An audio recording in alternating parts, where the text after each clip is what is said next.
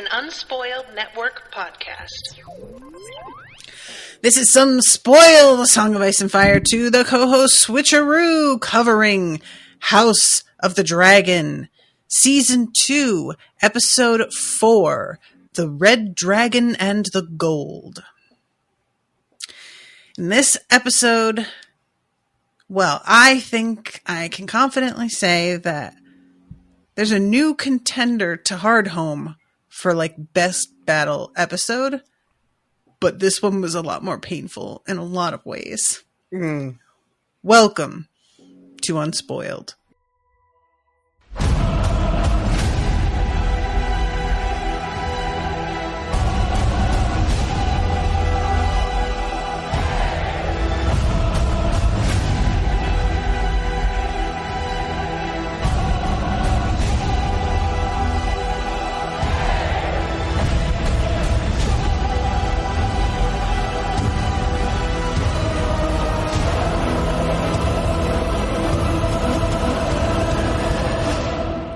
Welcome to the show, everyone. I am Natasha. I'm Rashawn. Girl, when I tell you I was sitting beside myself on the sofa, like I looked over at myself and said, bitch, do you see this? And I said, bitch, I see it. And then both of us was like, we don't want none of this. There was nothing we could do. You guys.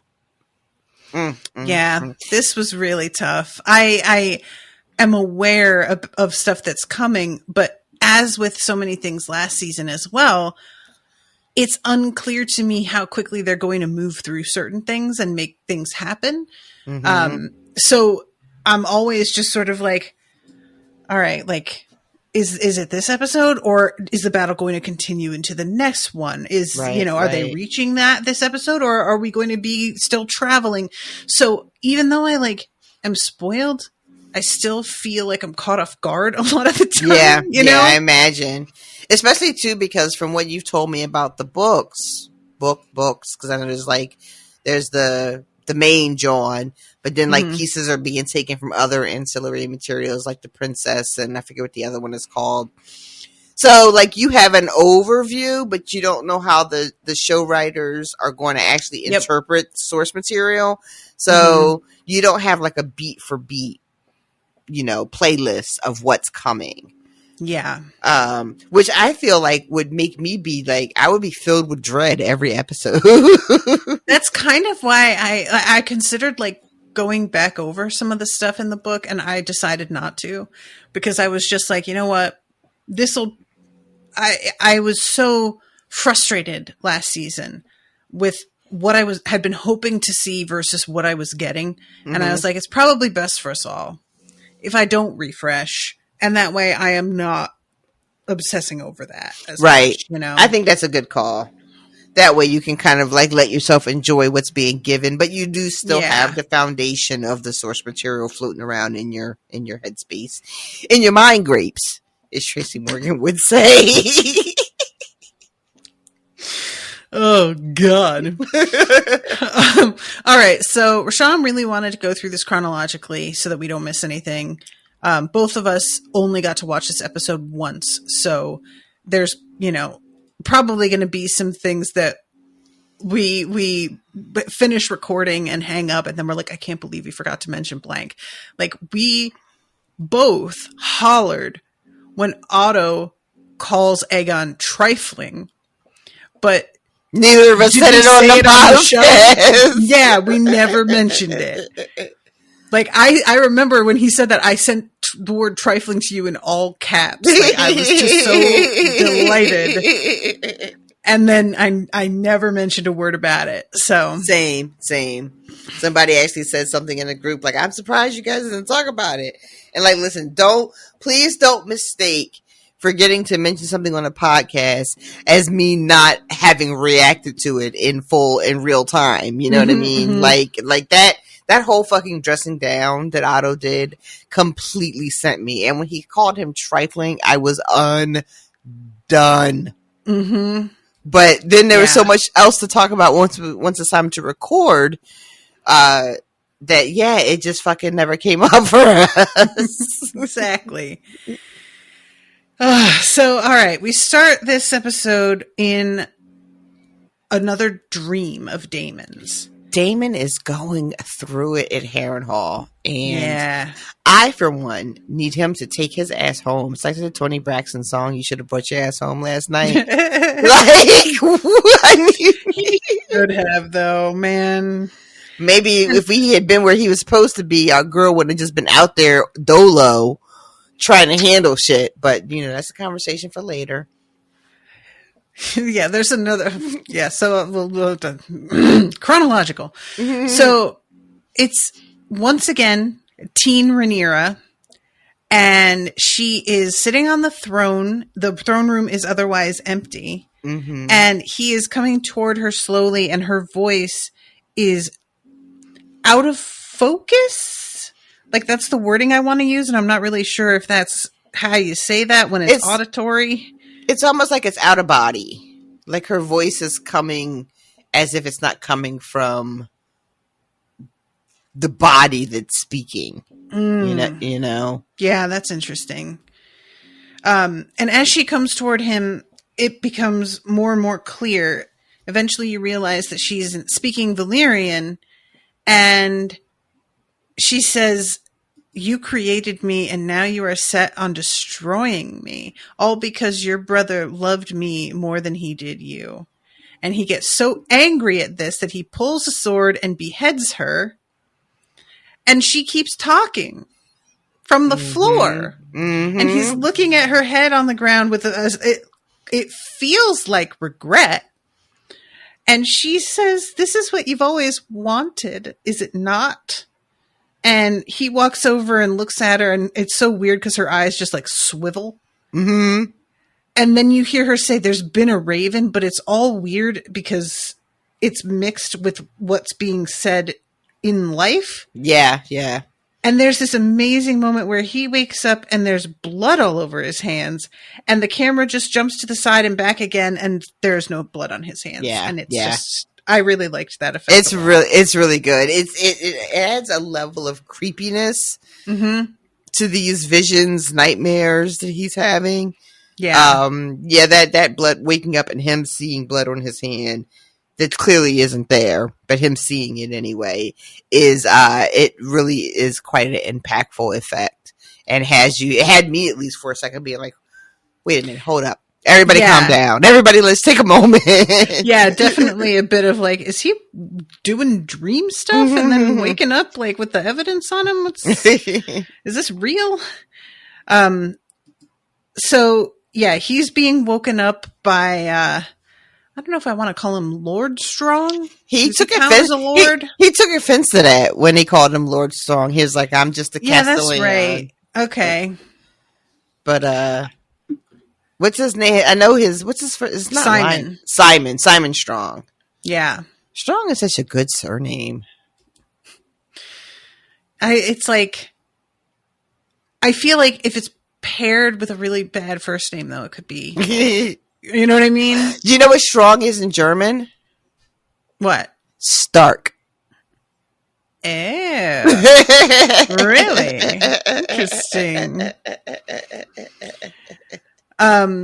So he's being informed about the couple of places that have fallen. Aegon's army departed a fortnight ago. The castles of Rosby and Stokeworth have both fallen without siege. They have raised Aegon's banner and added their levies to Sir Criston Cole's host. Both houses cited that sad business with the usurper's son in their declarations. Damon, how about that? He really... This didn't occur to me at the time. What's that? But considering that he has been seeming to want to undermine her, did he actually set them up to kill this prince because he knew it would reflect badly on her? Well, I think that's the question his guilty conscience is trying to figure out. Like, did he subconsciously do this? as a way to discredit her. I don't think he did it. I don't think it was a calculated decision on his part to discredit her, to undermine her. But was it subconscious? I mean, it's starting to maybe look like it might be some things going on that he has not reconciled himself to. And they really are brought to bear in this conversation / because I don't know what Alice Rivers, guys. I don't know what's going on there. Like, we'll come to that in a little bit. I don't know what's happening with that. I don't know if she's real, if she's like a figment of if she's a ghost of Harrenhal that he's encountering, or if she's a real bitch that works in the kitchens. I don't know yet. But I'm just gonna not inform you. You're not gonna tell me? Why should I? I want her to be real because I like the idea of somebody really talking to him that way. Agree. But I honestly cannot clock it. I can't tell with the way it's been shot so far whether she only exists in his imagination because he's being haunted, or if she really is in the kitchen doing work because the Meister is gone now. And it's fallen to her to be in the kitchen with remedies and whatnot. But she brings up this thing that you're talking about right to his face and lists some of the reasons why Rhaenyra as his queen might be difficult for him to swallow. You wanted to go in chronological order. I'm sorry. I will remind you. Remind me every time. So he's still being led through the castle here, and he says that the Simon says, oh my God. Simon says, oh man. He just says, Kristen Cole's got triple the army that he did. And even if you were able to raise Rivermen to your cause, they are not going to be ready in time to face him. And as he's saying this, I do love this detail. They're walking through the interior of the castle, but it's so ruined that there's a point where there's just a goat wandering around because it's like fucking open to every element, you know? Oh my God. It's very funny. So then he says, let's see what your Lord Paramount is made of. And he comes into the room that he entered when he took Harrenhal. And it's this child. Like, this kid looks like he's like 14, maybe? Yeah. This is Oscar Tully, the grandson of Grover Tully. Yeah. And the future Paramount, not the current, who Daemon thought he was about to meet. Which Daemon had been told how poor Grover Tully was doing. So I'm a little like, did you think that man was going to come out and see you? Yeah. They told you that he was on his very last legs. And by that, I mean, is bedridden. So the legs aren't even there anymore. And yet I guess he really thought they were just going to put that old man in a cart and wheel him up to Harrenhal to have an audience with Daemon. And, Sean, I think, like, I expected you to have more of a reaction to these names, but I'm not sure with just the two of them. Listen, that it really made an impression. There's an Oscar, there's a Grover. Mm-hmm. If there's a Kermit, there is. There's a fucking Kermit. And his father's name is Elmo. Listen, I beg everybody. Everybody just calm down. Yeah. George got a little bit sick of himself, it sounds like, with his naming conventions, and just got real stoned one day and was like, you know, it'd be hilarious. He's like, it's way back in the histories. Nobody will ever see it. It'll be a fun little Easter egg. 15 years later, here we are. My God. If a Bert shows up, I'm quitting the podcast. I don't think there's a Bert, but honestly, if there's we've a got Bert, Grover, Elmo, Kermit, and Oscar. I don't what more do we need? I feel like If that's they- sufficient. If they try to slide in, because Robert is Bert, right? True. So if they try to slide in a Robert Telly and an Ernest Telly, that's a Bert and Ernie right there. That's funny. I'm just saying, I got my eye on the Tellys. Also, isn't it funny? Not funny, haha, but a little funny, haha. That in the Song of Ice and Fire books, the main books, Kat's dad is infirmed in this way. Pretty much the duration of the stories. That's true. Right? And now we have yet another Tully that's like on his sickbed, hopped up on milk of the poppy and unable to really do anything in service of the wars that are being fought. I just thought I was like, oh, we got another infirm Tully. Damn. That's a bummer. Yeah. You're right, though. So this kid is like, hey, I know you wanted me to come, but I don't really have say because my grandfather is still in charge. And Damon is like, okay, well, just kill him and then we'll be good. It is like a minute and 45 seconds into the episode, and you posted a meme about this, I think, on the main page. And Damon is already like, just kill your grandfather. It's no big deal. This man is so like, I think there's a couple things going on here. I feel like on the one hand, he just got woken up from a bad dream and he is cranky and impatient and everybody is pissing him off. And he's just like, fucking kill him. Oh my God. I'm sick of this shit. I feel like it's just partially that. And I think another part of him is just like, if I'm terrible, I may as well fucking go be terrible. So why don't you just smother him in his sleep and be done with it? Yeah. Lean into it. Yeah. People think this about me anyway. Mm-hmm. So I should just be that then, if that's what everybody is saying about me. The thing that I can't get enough of is like how blatant the ask is. And if it were Laris in this situation, it would take a 10-minute conversation to get to this point. And it wouldn't ever really get to this point because he wouldn't ever have said it exactly. No, it would just not out loud. But Damon has seen this child and just there's no compunction whatsoever. Truly wild shit. And this kid is when like the kid balks, 12. Understandably. Yeah. The Damon has the nerve to be like, well, fucking you, sorry. You get the fuck out of my face then. Like, you wasted my time.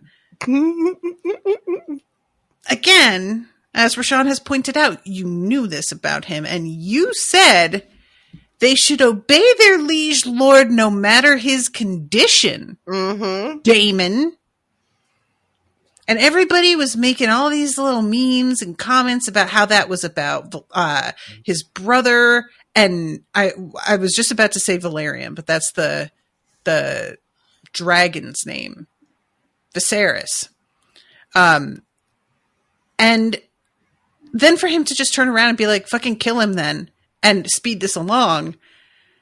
I'm like, okay, wait, what do you really believe then? Are you just regretting that you didn't smother him? It felt is that what it is? That way a little bit, right? Yeah. It definitely has hints. Like, this is the thing about Damon, in my opinion so far.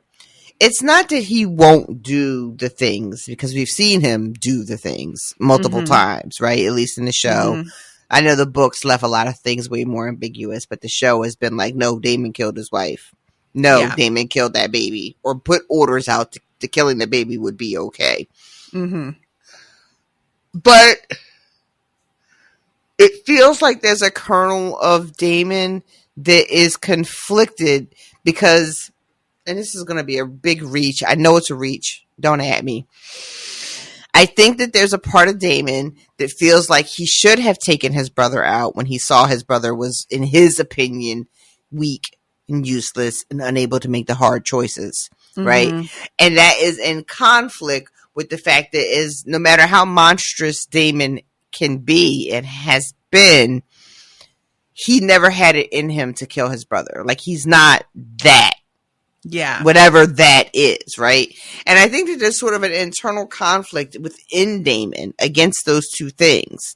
Like, the part of him that really does think Viserys was weak and I should have been on the throne and I should have fucking taken him out on the multiple occasions that I had to do it. And I just never did. Mm-hmm. Versus the part of Damon that is like, I couldn't kill my brother. That's the human part of Damon. I couldn't kill my own brother. Like, you know, and those two things are like at war internally. Yeah, that makes sense. And then he ends up projecting that internal conflict out and onto the people that are around him. Yeah. And that's what we see in this moment where he's telling a 12-year-old to smother his grandfather in his fucking hospice bed.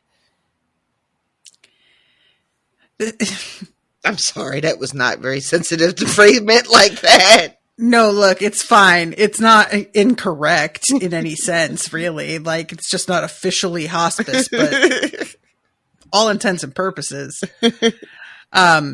And yeah, so he just like storms out and says like, well, who was it that declared for the Greens, Bracken or Blackwood? And Simon says, House Bracken, Your Grace. And he says, who could remember? Summon the Blackwoods here. I require men of action to lead my host. And leaves this kid here, and Simon just has to come over and sort of pat him on the shoulder and be like, hey, bruh, sorry about that. Yeah. You can go home now. And Damon does like this really slick line too. He's like, I can see why your fucking bannermen don't have any trouble waging war without your leave. Because y'all aren't leading. Y'all aren't fucking doing anything. And he says, you know, House Tully is a fish with no head. Which, I mean, kinda. A little bit. Kinda true. A little bit true. You know. House Tully is those bones that Garfield pulls out of his mouth. Oh my god. I say that. Garfield eats lasagna. I don't know if he's ever done one of those fish things. That's Heathcliff. Heathcliff, the other orange cat. That eats the fish? Mm-hmm, and pulls it all the way out. Okay, that's what I'm thinking of then. Isn't it weird that there were two like famous cartoon super weird, and they could not be any different because Heathcliff was for the streets. He really was, though. Heathcliff was like he was a corner boy. It felt like for sure. Garfield was like trust fund, right? He was. This motherfucker hating Mondays like he got a job. Oh God. So then we go to Rhaenys at the docks. I love and this. She comes up to one of the men that we have met already. This is Alan. He greets her as my lady, and she says princess if we're observing formalities. Mm-hmm. He apologizes, and she's giving him such a look. She knows his name, and she puts a hand to his face and says, I know my husband owes you his life, but I was not told his savior was so comely. Mm-hmm. Your mother must have been very beautiful. And when she says that, she swallows in such a way that it really feels like a painful thing. The way she's touching his face. Because she can see her husband in this motherfucker's face. Because that's what we're doing here. Like, my spidey senses, and I said it in a group, were tingling the first time they showed up. Yep. But, yeah. So this is Corlys' son. Mm-hmm. And Rhaenys knows it. Yep. And then the way Corlys is like, is that what you came here for? For an inquisition? Which this is bitch, exactly what they do. Old shit. Oh, come on. Not what they do? Trying to make her seem like she's the crazy one. Oh. Like, to know it goes back to the Age of Dragons, this kind of fuckboy shit. It goes back to the Age of Dragons. I really I thought I was kind of giving Corlys the benefit of the doubt that he maybe didn't even know that this guy was going to tell him, but wasn't like aware. And to know that he was fully aware and kept it, and she's like, and why didn't you tell me that? And he's like, it wasn't relevant. I'm like, the fuck it wasn't. Right? How is it not relevant? Yeah. And then having Rhaenys have to end up going to sort of defend her husband's bastard child, because she's like, his birth is no fault of his own, and you're keeping him hidden when he should be raised up for saving your fucking life is so selfish. Yeah. Listen, y'all, what we lost this episode. And like, on top of all of this, Corlys is over here bemoaning how his children, like his heirs, are not trained to take over. Well, what about these gents right here who apparently know some things? Like, you know? I had some questions about how bastards work in Driftmark, and some of our friends in the group were nice enough to explain, or at least confirm what my thoughts were about how you get that name, that bastard name. You only get it if your sire acknowledges you, right? Right. So you don't get to become a Waters or a Rivers or whatever, unless you have like someone be like, yeah, this is my kid, but they're a bastard. Mm-hmm. So with that understanding, these guys are named Adam and Alan of Hull. So Corlys has never, ever acknowledged their existence as his children. And that in itself is not new to the universe, right? We know that this is a thing that happens. But it really made me look at Corlys different, y'all. Corlys has had a couple of moments from first season and this season, like where I'm just like, I really want to like you, but you, I don't know, dude. I don't know. And this was another one of those moments. Yeah, Corlys definitely has some like I want to think well of him because of Rhaenys and how good her judgment often is, and how much I like her personally. And I'm thinking, if you are in love with this man and as loyal to him as you are, he must be a decent person. But he has really shown himself more than once to be like quite willing to be selfish and play the game, not like entirely supportive of Rhaenys's claim the way that I wanted him to be. I wanted him to be like, want it for her. Yeah. As opposed to wanting it for the sort of reflected glory that it would give him. Exactly. Yeah. He's not indignant on her behalf. He's indignant because I think he expected some things for himself and didn't get them. And so he has a fucking chip on his shoulder as well. Yeah. And it's just a real bummer because, like, I didn't want this. The only thing I could think of that would be sort of if I was going to be a Corlys apologist, would be that to acknowledge your bastard is to humiliate your wife. And so maybe he wanted to spare her that indecency. Maybe. But that sort of generosity that I'm ascribing to him is, I don't know if it's built on good faith. You know what I mean? Yeah. Like, I might be just doing too much to be like, he wanted to spare her the embarrassment of admitting and publicly acknowledging that he stepped out on his marriage. But so much of his actions seem like they're a really interesting couple to me, because I really do believe that they at one point functioned as a unit, and that they really did want what was best for each other, with the sort of overarching burden of what's best for the realm, and then her being like denied. And I like them as a couple. I really do. But these little moments where she has to tell him,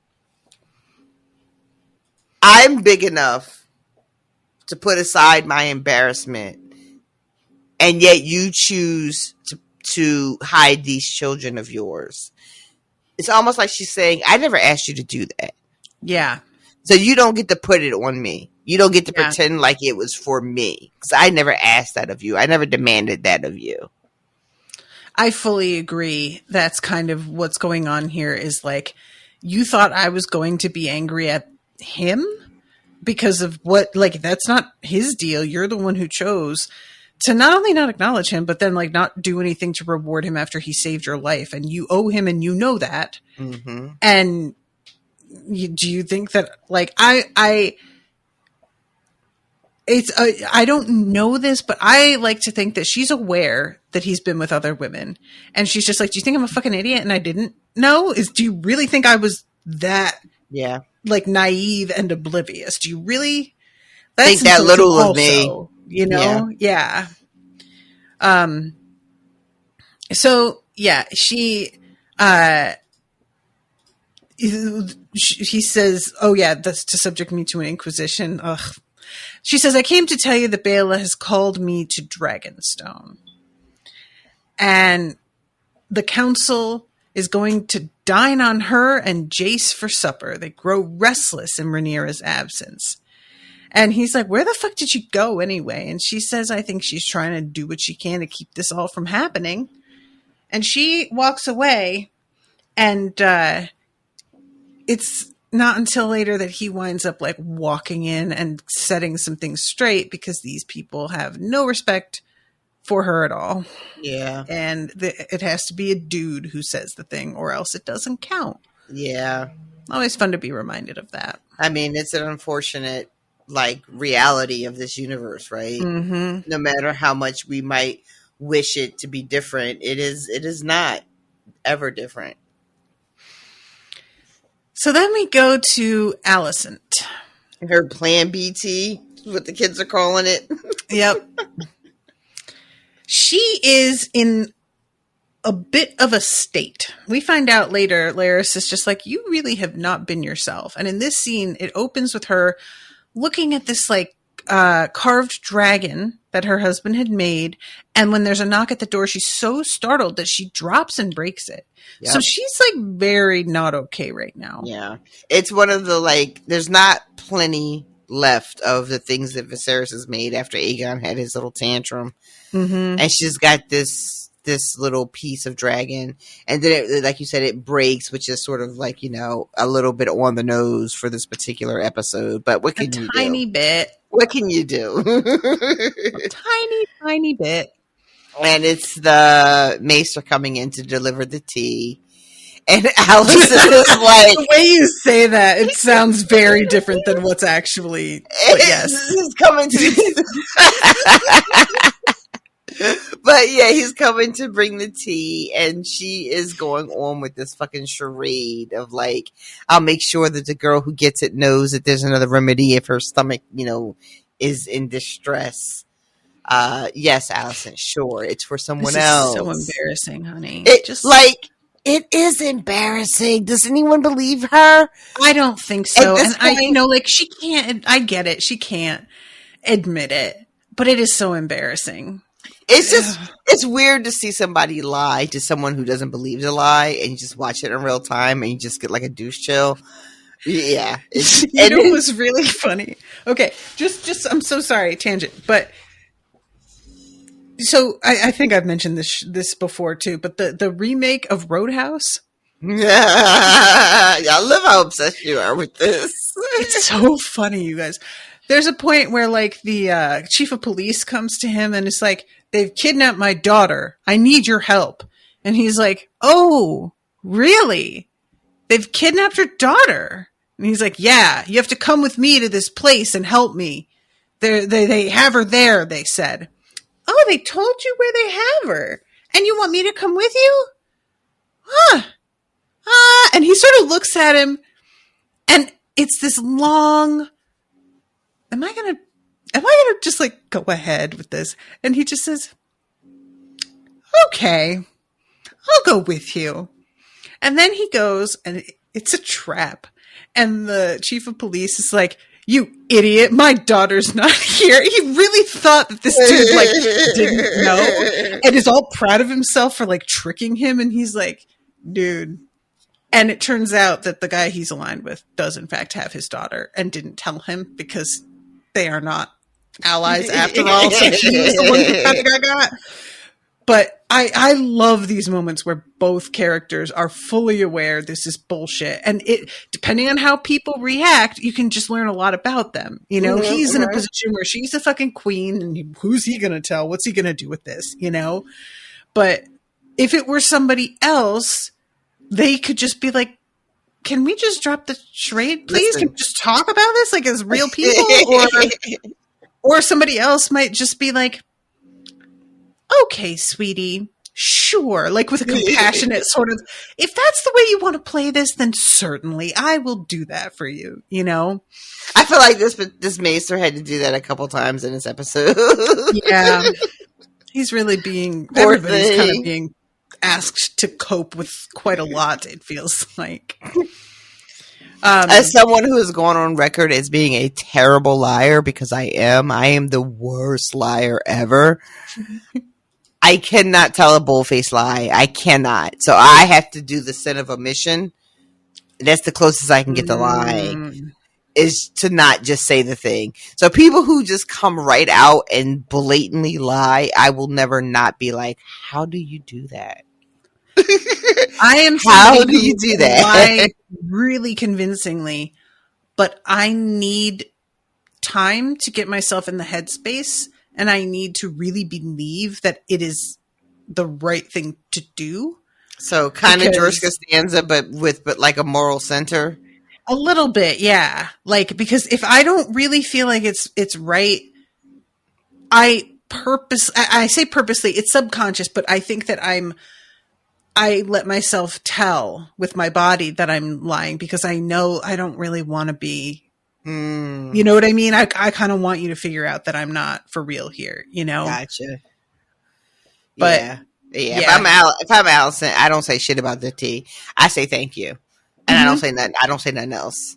Yeah. Like whatever he's jibber jabbering about stomach cramps and blah blah blah. Nah, I got nothing. I got nothing for you. Just drop it off and get the fuck out, please. Yeah, I didn't ask for the little consultation at the second pharmacy window. I'm good. I've been around the block a few times. Oh my god, that is what's happening, isn't it? She got called to the second window and she was like, really? No, I'm okay. I'm good. I got this. The worst.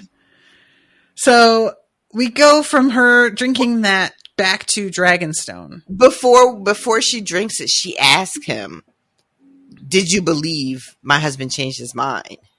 Oh, that's right. I forgot. And he is like, she is so tormented by this. You're not getting me sucked into your nonsense. Mm-hmm.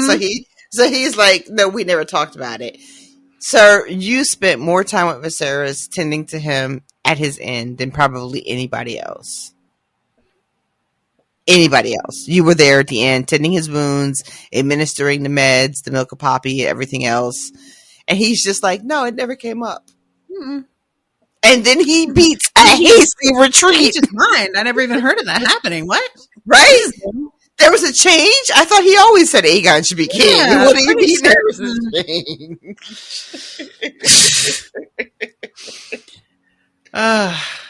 I love too that even though race is not a thing in the books, everybody was watching was like, we're not getting mixed up in this white people business.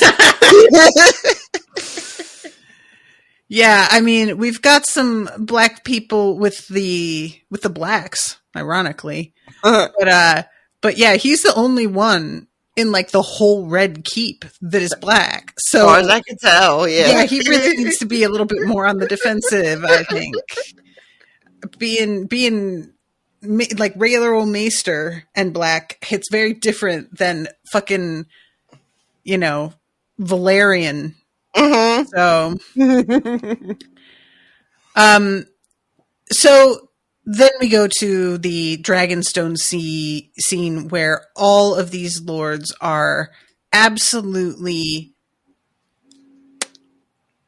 vicious. Out of pocket. The word I want. Yeah. Out of pocket. Bela unfortunately adds the she, like, I believe at the end of a sentence, and one of them instantly jumps on that. Another man, and I don't know these lords' names, guys, so forgive me, but he says you should have burned them when you had the chance. And I love her saying, well, Alfred, maybe you can do that next time you're on your dragon. So good. So good. Amazing. So good. And then fucking Jace is like, listen, first of all, you're not going to talk to my wife like this. Mm-hmm. So I need everybody to settle down. And second, the only reason we even have the intel that we have currently is because Bela was out there on her dragon. Mm-hmm. So show some respect, please. But really, Rhaenyra is missing and they don't know where she is. And it is her counsel is also, we had a conversation, I think, in the last episode about who her hand is. And I had said I thought it was Corlys, but maybe Rhaenyra hasn't named a hand. I'm not sure, to be honest. I feel like I could have sworn that it was, but, well, was it Daemon? Can he be like consort and hand? Listen, after Kristen Cole being Lord Commander in hand, like, I don't know what the rules are anymore. But without the presence of both Daemon and Rhaenyra, the council, Rhaenyra's council, is just like in a spiral. Which is funny. Looking it up. Oh, good. Which is funny because Daemon had made the little offhand remark about how it is Corlys. It is Corlys. He's the hand. Okay. Yeah. Well, then he should have been at all these meetings where he should have been. Mm-hmm. Come strolling in all late and shit. Yeah. But Daemon haven't made that remark about how the Tullys are like a fish with no head. But meanwhile, the council for Rhaenyra, with Daemon and Rhaenyra both absent, they're just like talking crazy. Yeah, it doesn't look great for them either. It really doesn't. And Rhaenys is trying her best, but she's not being respected at all. You know, they're not being respectful. They're not listening to what she has to say. They want to know where Daemon is, if you had word from him. And unfortunately, Bela has not, because he hasn't answered a fucking raven. Mm-hmm. And I was really astonished later when we find out that he never sent any. Like, what is this motherfucker? I know we're going to get to it, but honestly, what the fuck are you doing, sir? What are you doing there? It's very irritating, this man. And then to find out throughout this episode the success that Cole is having feels like a personal attack. Like a personal against me attack. I remember when I was reading the book going so back and forth about how I felt about Kristen Cole, because he was so competent, and that is such a thing that I respect, you know, but he is such a shit about the motivations behind his competence. Yeah. And I was always just like, so this is really giving the experience of reading it. I mean, because this is awful. Like, I want failure for him in a way that I haven't wanted for a fictional character in a minute. You know, like, I want failure to come. I want it to be like a mountain collapsing on top of him. You know, I want him buried in rubble. You know, I want his body. I want him dead. I want his family dead. I want the house burned to the ground. Yeah. Yes. I feel you. That is the energy I want for Kristen Cole. And to see him succeed time and time and time again, there has got to come a moment, y'all. If I don't get satisfaction, I won't be satisfied. Which is the only way to end that sentence. I really was not ready for that at all. Oh my god. I just spit all over my mic.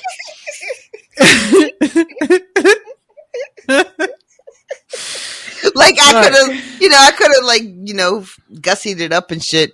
But no, the root of it is that I want fucking to be satisfied. Mm-hmm. And I know it's coming. I don't know it like I know from the books or whatever, but I just I know it's coming. But when? Yeah. Yeah. So, we know that because like the thing with Jace when he steps in, he's like, we wouldn't know this shit.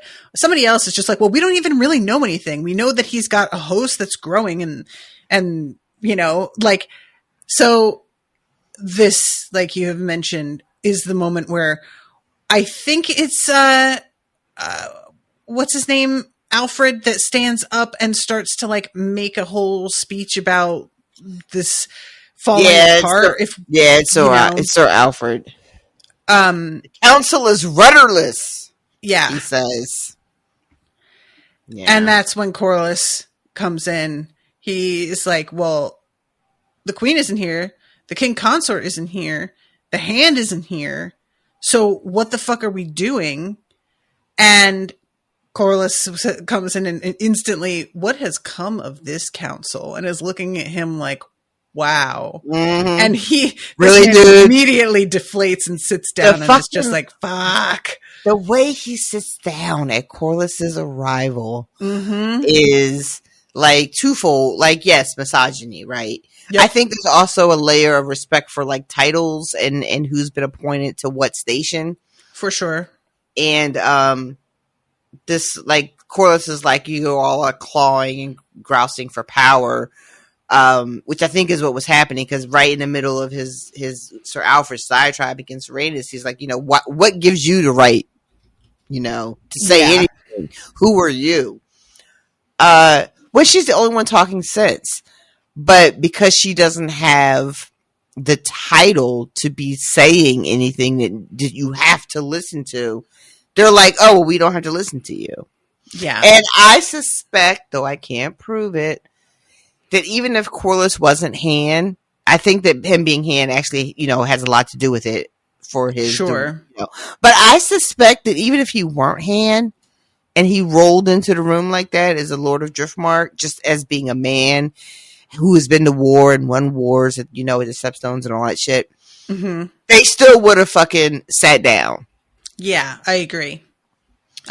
And that moment for Rhaenys, even though it's her husband coming in, supporting what she said, it's just gross that a man had to walk into the room.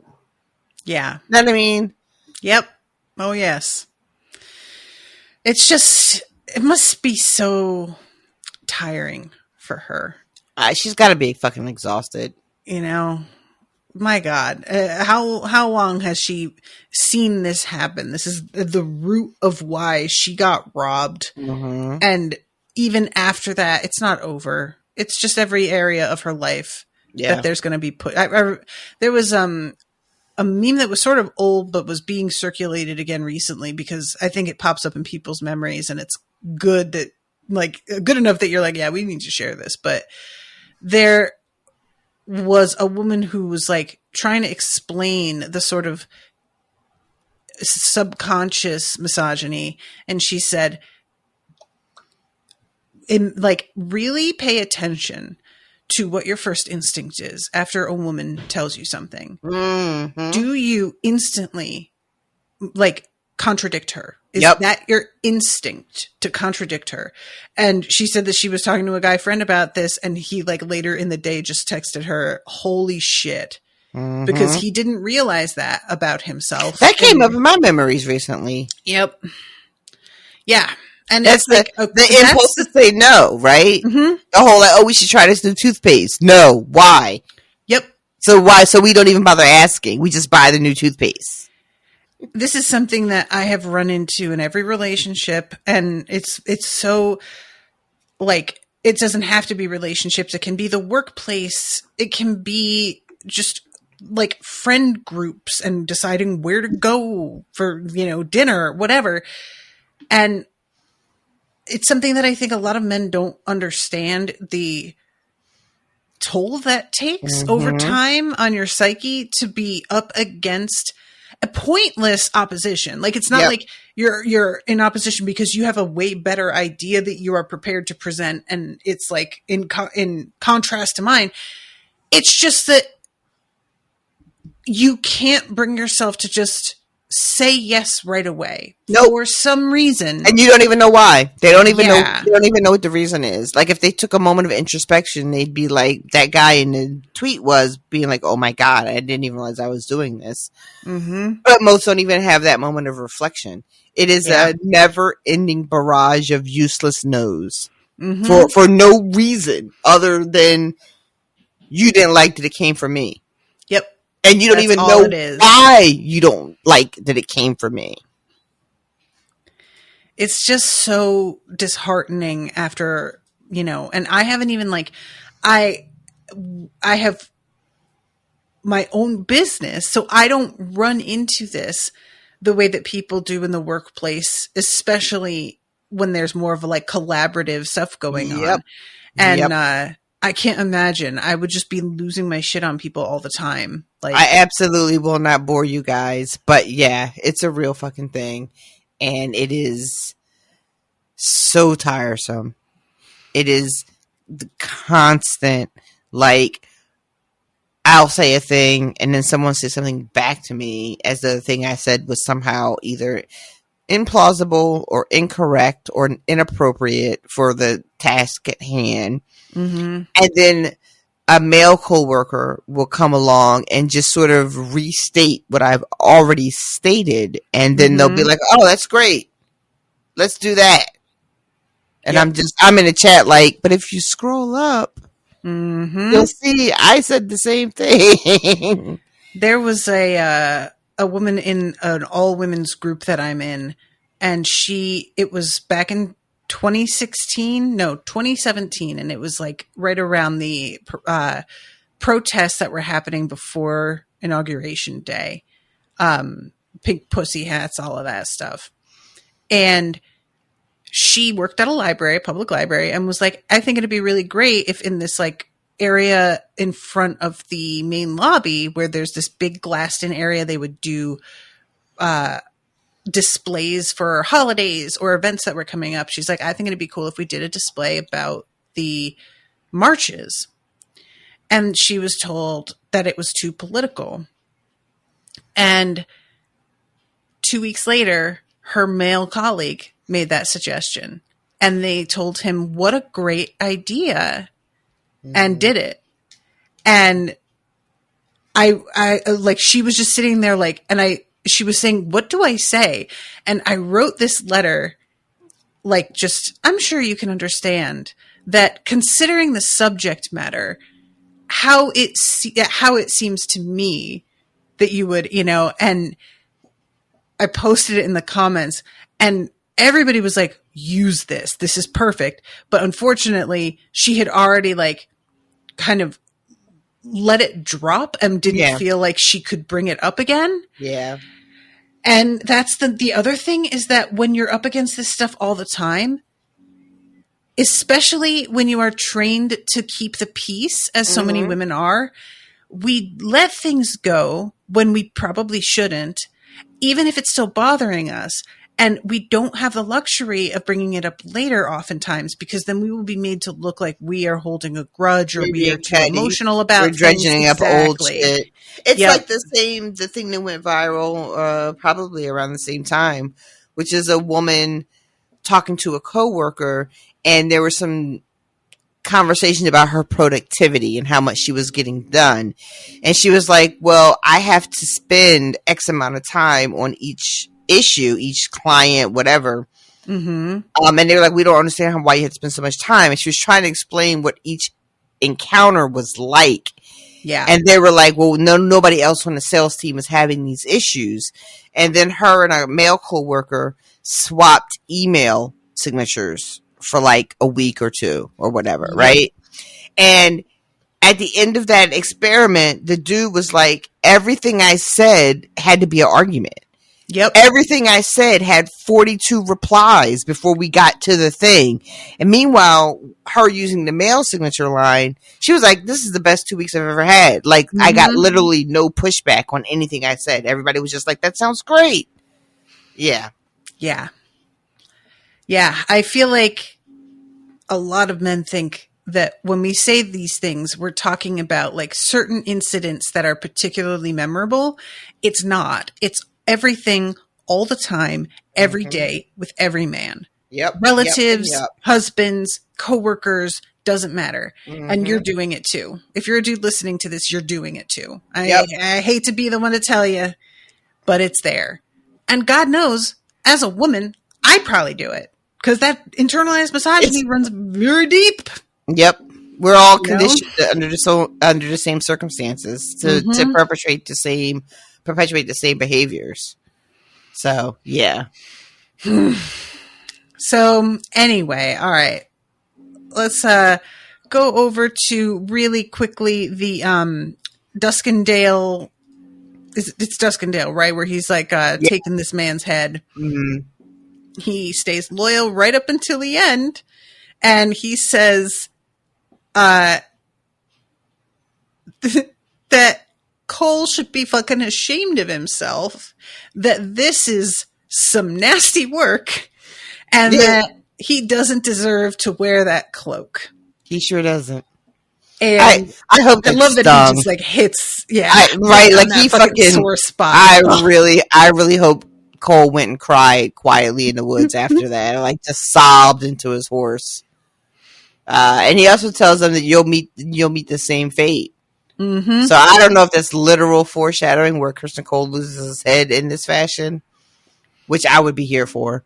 But or he may just be grasping at straws, desperately looking for the retribution he's been seeking. I am desperate. this smug, arrogant piece of shit cocksucker incel. Spit on him. Goddamn right. Yeah, you spit on him. Yeah. Yeah, so he cuts his head off, and that's pretty much like a wrap on this spot. But then he goes and he has this encounter. He gets a raven or a message from a messenger, I think. And it's, I believe, about Harrenhal. So he knows now that we're not going to be doing what we had intended to initially. He says we're going to follow the coastline northeast, and her brother, I can't remember his name. What is his name? Do you remember? Which brother? What are we talking about? Alicent's brother that's with Chris. Oh, Gawain. Gawain. Thank you. It's such a weird, like, it's a very almost weird name. Dwayne, or, but like, all right. And yeah, he's like, that's the opposite direction we want to be going if we're heading to Harrenhal. And he's like, oh yeah, I'm aware of that. And I do kind of enjoy how pointedly he leaves him out of all of his plans. He's just like, you're not part of this. This is not about you, and nobody else to be here. And he's not telling him shit about shit. And he's still so resentful that Alicent even forced this man's presence on him, right? Mm-hmm. Like, if I had my druthers, you would not even fucking be here. So no, you don't get to know what was in my letter. You don't get to understand why I've changed our plans. And this poor asshole just has to follow him because that's what's been set up, and he has to follow Cole on this plan that on its face like we find out later on that it's a giant fucking trap. And pretty ingenious too, but that's not here or there. But this asshole, she's like, I just gave him credit. Fuck, like, take it back. Exactly, like begrudgingly. But and that Gawain is in his position where he has to follow Cole. Even though, well, that's the thing about Cole too, right? Is he's been, what is the parlance for Game of Thrones? Jumped up. Oh, upstart. Upjumped is also one of them. Yeah, but like he's up. Like he's this man from nowhere, right? This Dornish man from that's not from a noble family or a noble house or anything like that. And he shows up in King's Landing at the tourney. And then boom, he's a Kingsguard. And then he's like the guard of the princess. And then shit goes wrong with Rhaenyra, and now he's Queensguard. And like he just keeps moving up and up and up above his station. Not that I believe in stations personally as like, a communist. For the show, I think we're all aware that's what you're right. Yes. But and then you have Gawain, who is from a noble family. His father was the hand. His sister is the queen. Now she's the dowager queen. He is clearly like a knight. and he can't do nothing but follow Cold's orders. Like, he's a follower in this scenario, and that must be really galling for him. Yeah. And if he didn't like rub it in his face the way he did to start off with, maybe Kristen wouldn't be reacting like this. But hindsight, as they say. I mean, if Allison hadn't made it so pointed that I'm sending my brother with you because I don't trust your motivations as far as doing what's best for the realm in a real way, which Cole clearly takes very personally and is now kind of low-key holding a grudge against this man. But yeah, I mean, I low-key want to be like, wait, you could just take your men and go. Like, y'all can just take off if you're having a problem with you just fucking go home. Take them back to the old town. Like, you don't have to be out in these streets with them if that's not where your heart is. And then it immediately cuts to Aegon being like, what the fuck? He is yelling at Larys because, like, Larys, Harrenhal is his. And Daemon came and took it. So what the fuck? That's super embarrassing. My hand can't even keep control of like his own holding. Well, I cannot. His Master of Whispers, not his hand. Oh, right. Yeah. Right. But still, like, it's still super embarrassing. And fucking Larys, when he says it's your fucking castle, Larys says, well, that castle is more crippled than I am, Your Grace. And not the worst people ever having the best points. Because they're not wrong. It's likely to drive Daemon to madness if he tries to make use of it. It is beyond his faculties. It is also penniless, as I happily control all of its gold. Yeah. It does make Aegon look a little fucking like you're out of your depth. Yeah. You're worried about the wrong shit. Like, Daemon can have Harrenhal. What is that gaining him? It's nothing. It's fucking a ramshackle disgrace of a castle that will probably drive him to madness. There's no money there. There's no army there. It's fine. And Aegon is like, it is not fine.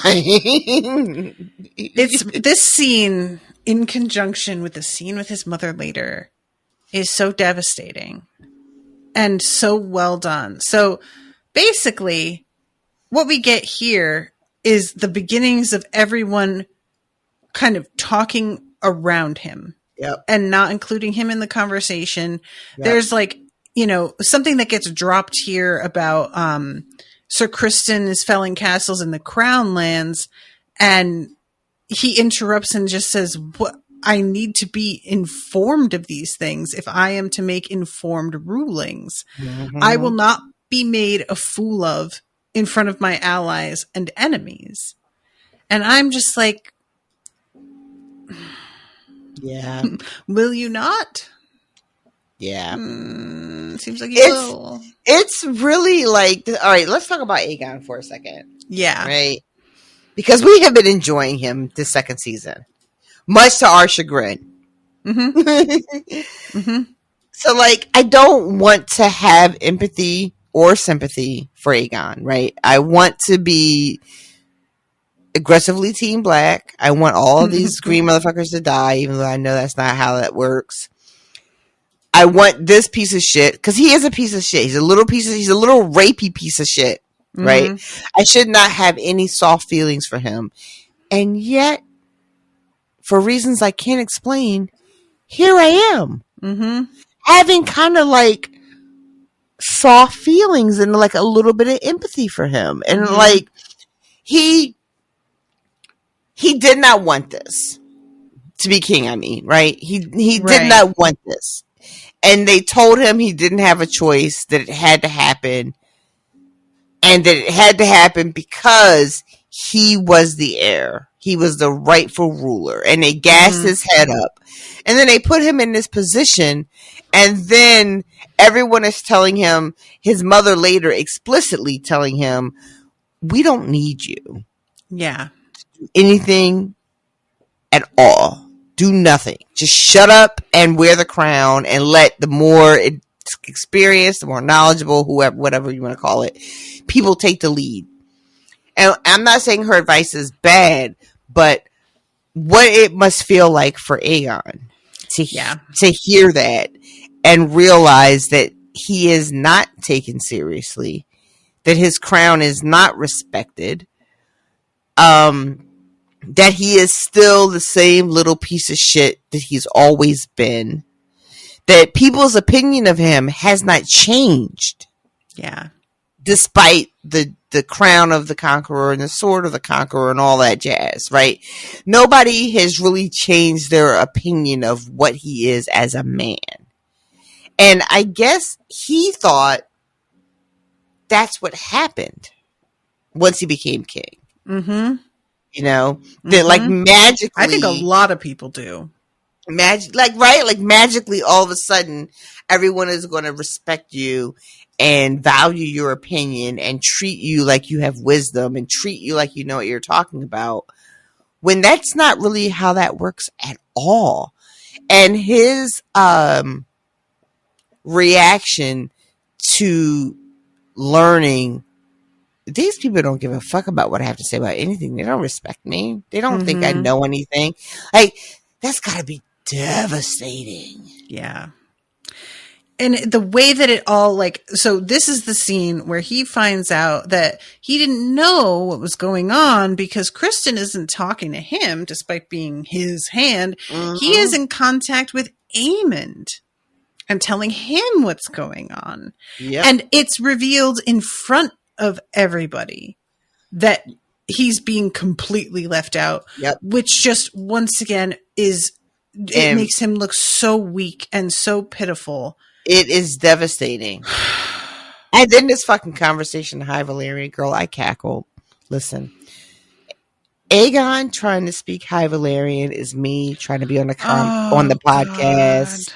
Trying to remember how a fucking expression goes or a metaphor works. Like, this shit is, he's struggling so hard to speak to his brother in High Valyrian because he skipped a bunch of classes when they were little. It didn't occur to me that you could just be bad at learning it and of course these people are all people, and if he doesn't apply himself he won't know, but there was something in me that just felt like you get born learning to know how to speak it if you're a Targaryen, and that was just part of the thing. So when he falters, it was almost like a shock for me. Yeah. He's I think the only Targaryen that we have seen not be fluent. Yes, because what we got on the show were repeated examples of Rhaenyra's children, especially Jace, really struggling to learn, but being adamant that he must learn it, but it wasn't coming natural to him. And I thought, as a watcher, that the implication was Jace was having such a hard time because he wasn't full-blooded Targaryen. Yeah. Right? So I didn't think anything of it. I didn't expect to have this moment that we get here where it's a reminder that no, this isn't a natural born tongue. You have to learn it and take it seriously. This is Aegon is me doing Duolingo. Trying to fucking put a sentence together. That owl would be so mad at him right now. Listen, that owl, another reason to watch his back. That owl would be so fucking angry. That owl gets so mad, y'all. If you don't do your lesson by the end of the night, that shit is bright red and it's got fire in its eyes, and it is like a Targaryen. It's really, really, really upsetting to get a notification from Duolingo that you didn't do your lesson and that time is running out. Oh God. So okay, this scene ends with because the whole thing is Aemond explaining to him why Rook's rest is important despite what Aegon thinks, and basically showing how much better a tactician he is than his brother. And when the scene, like the way that it wraps, is just Aegon sinking into his seat. Yeah. And looking around and suddenly like really understanding the position that he's in kind of for the first time, I feel like. It's almost as if this actor, who's doing a phenomenal job as Aegon, I have to say. Yeah. It's almost as if he shrinks in his seat. He becomes so small when he realizes what's happening and how he's not the one in control. He's not the one that's being listened to. And Aemon ends up taking over like the end of the meeting and like plotting out the course. My question to you is, so they're speaking High Valyrian, and my assumption is that no one else at the table really can speak it and knows what they're saying. I believe that's true. I wonder if the Maester knows. Like, do they learn High Valyrian when they're going to be a Maester for the Targaryens? Like, I don't know. I don't know. Yeah. But I was just like looking at everybody's faces, and everybody's face is kind of like, don't look at me. I don't have anything to say. There's a real sense of like, I may not know what he's saying, but I know the tone, right? Like the tone of the conversation, I think is really transparent. Yeah, but the body language is all you need to be fully aware of what is being said here. Yeah, and Aegon is seething. He's small, but looking at his brother in a way that is just like, low key, I hate you. And it's not even that low key. It's really like, considering the way that he humiliated Aemond in the last episode at the brothel. I'm so glad you brought that up. Aemond is just loving being able to throw it back in his face like this. Yeah, you know, Aemond is definitely getting his fucking his shot back. You know, he's getting his lick back. Like, oh, you thought it was really funny to laugh at me in front of your... Because when Aemond is talking to him in High Valyrian, he's talking about the fucking Kingsguard that you installed and how like nothing they are. You know. Yep. Oh, you thought you really did something when you caught me at the brothel and like humiliated me? You thought that was something? Watch this. Yeah. Yeah, in front of your drunk friends, you embarrassed me, but I'm in front of your high fucking council. So who's got the worst situation going on right now? Not difficult. So then we have the moment where Alicent, she's heating rocks at the fire to put on her abdomen because of the aching, and fucking Larys shows up. And he's doing the, like, you weren't there this morning. I wanted to see if you were okay. She tries to act like, oh, I just overdid it, you know, with an indulgence. Trying to dinner last night. And he looks at it's like a mug. It's not a pot. Like it's not a teapot, but no, it's a little like canister dealy that the tea was delivered in. Which, if the tea is identifiable by the container it's delivered it. All right. So that occurred to you as well. I was like, how about we just put it in a different container, guys? Why are we not doing that? Or, Alicent, how about you drink it and then immediately give it back to the Maester? Call him to have it picked. Like, why leave it out on your table and invite somebody into your room? Exactly. Like, why? First of all, it makes zero sense that this tea would have its own specially identifiable like canister. Yeah, that makes no sense whatsoever. But for the sake of the show, I guess that's what we're believing to be happening. I never put this one fucking. Do not disturb. Sorry, guys. Let me just silence that real quick. Oh, I hope that wasn't important. Fingers crossed. Fingers fucking crossed, yo. But yeah, I love the way that she's like, oh, I indulged too much. And when he sees that, he says, that is a rich indulgence. I believe it is a sin to ignore one's appetites. Basically being like, yeah, we all know what that's for, and I'm not mad at it. I guess go ahead. Wish it were me, but And it's sort of unclear, like, do you think he really does wish it were him? I don't feel like he does. Not really. Not really, no. Yeah. No.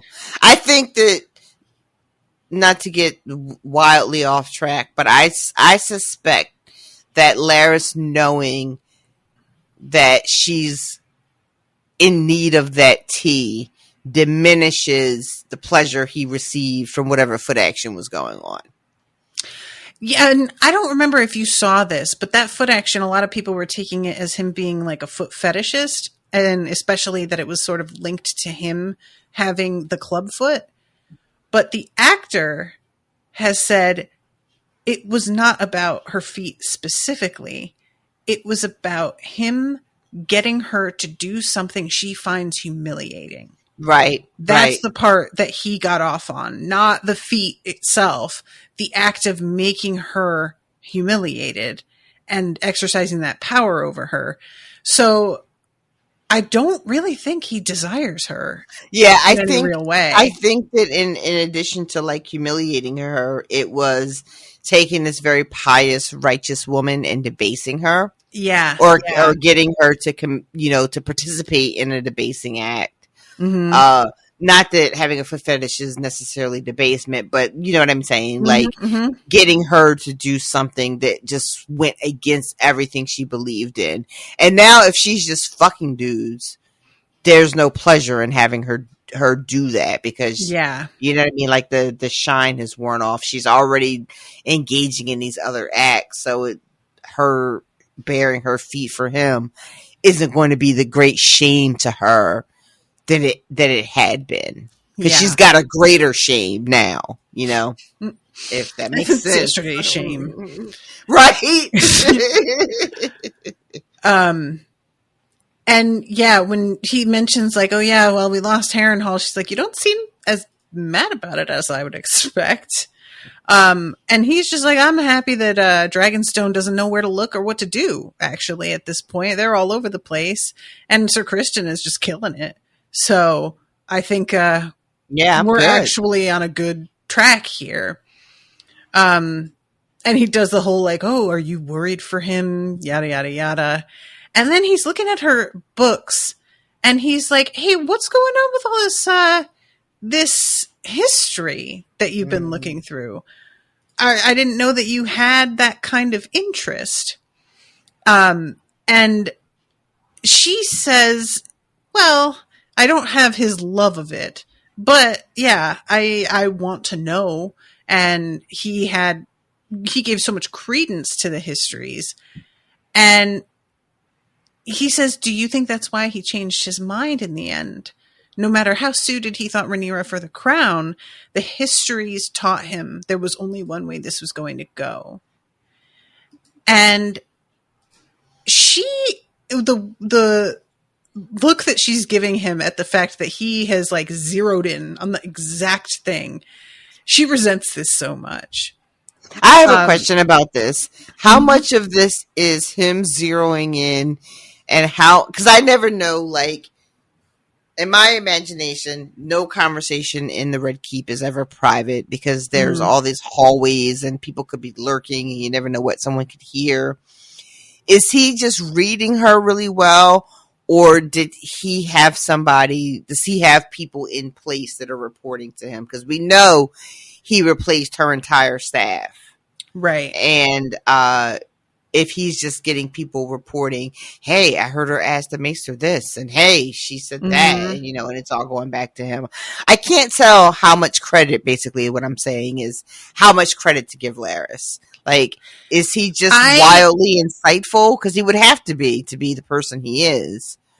Yeah, I don't think he has been told about her conversation with Rhaenyra. I feel like this conversation would go really differently if that were something that he knew about. What about her questioning the Maester? Oh, that I don't know. I really don't think that's relevant either. Okay. I think that he is reading the fact that she didn't come to the meeting as an indicator of like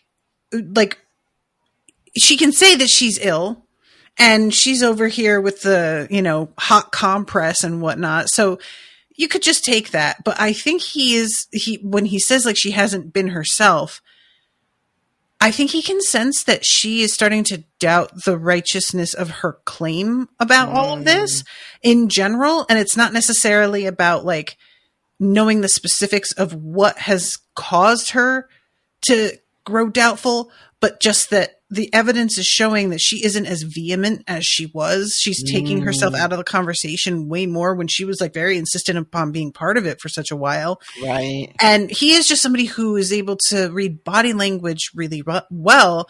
And the fact that she's looking through the histories in itself may be a bit of an indicator, because I don't remember how much Laris knew about Rhaenyra's claim. And if he was sort of the same mind as Otto, where he was like, obviously Alicent is lying and good for her, bold lie, let's go with it, like admiring her for that.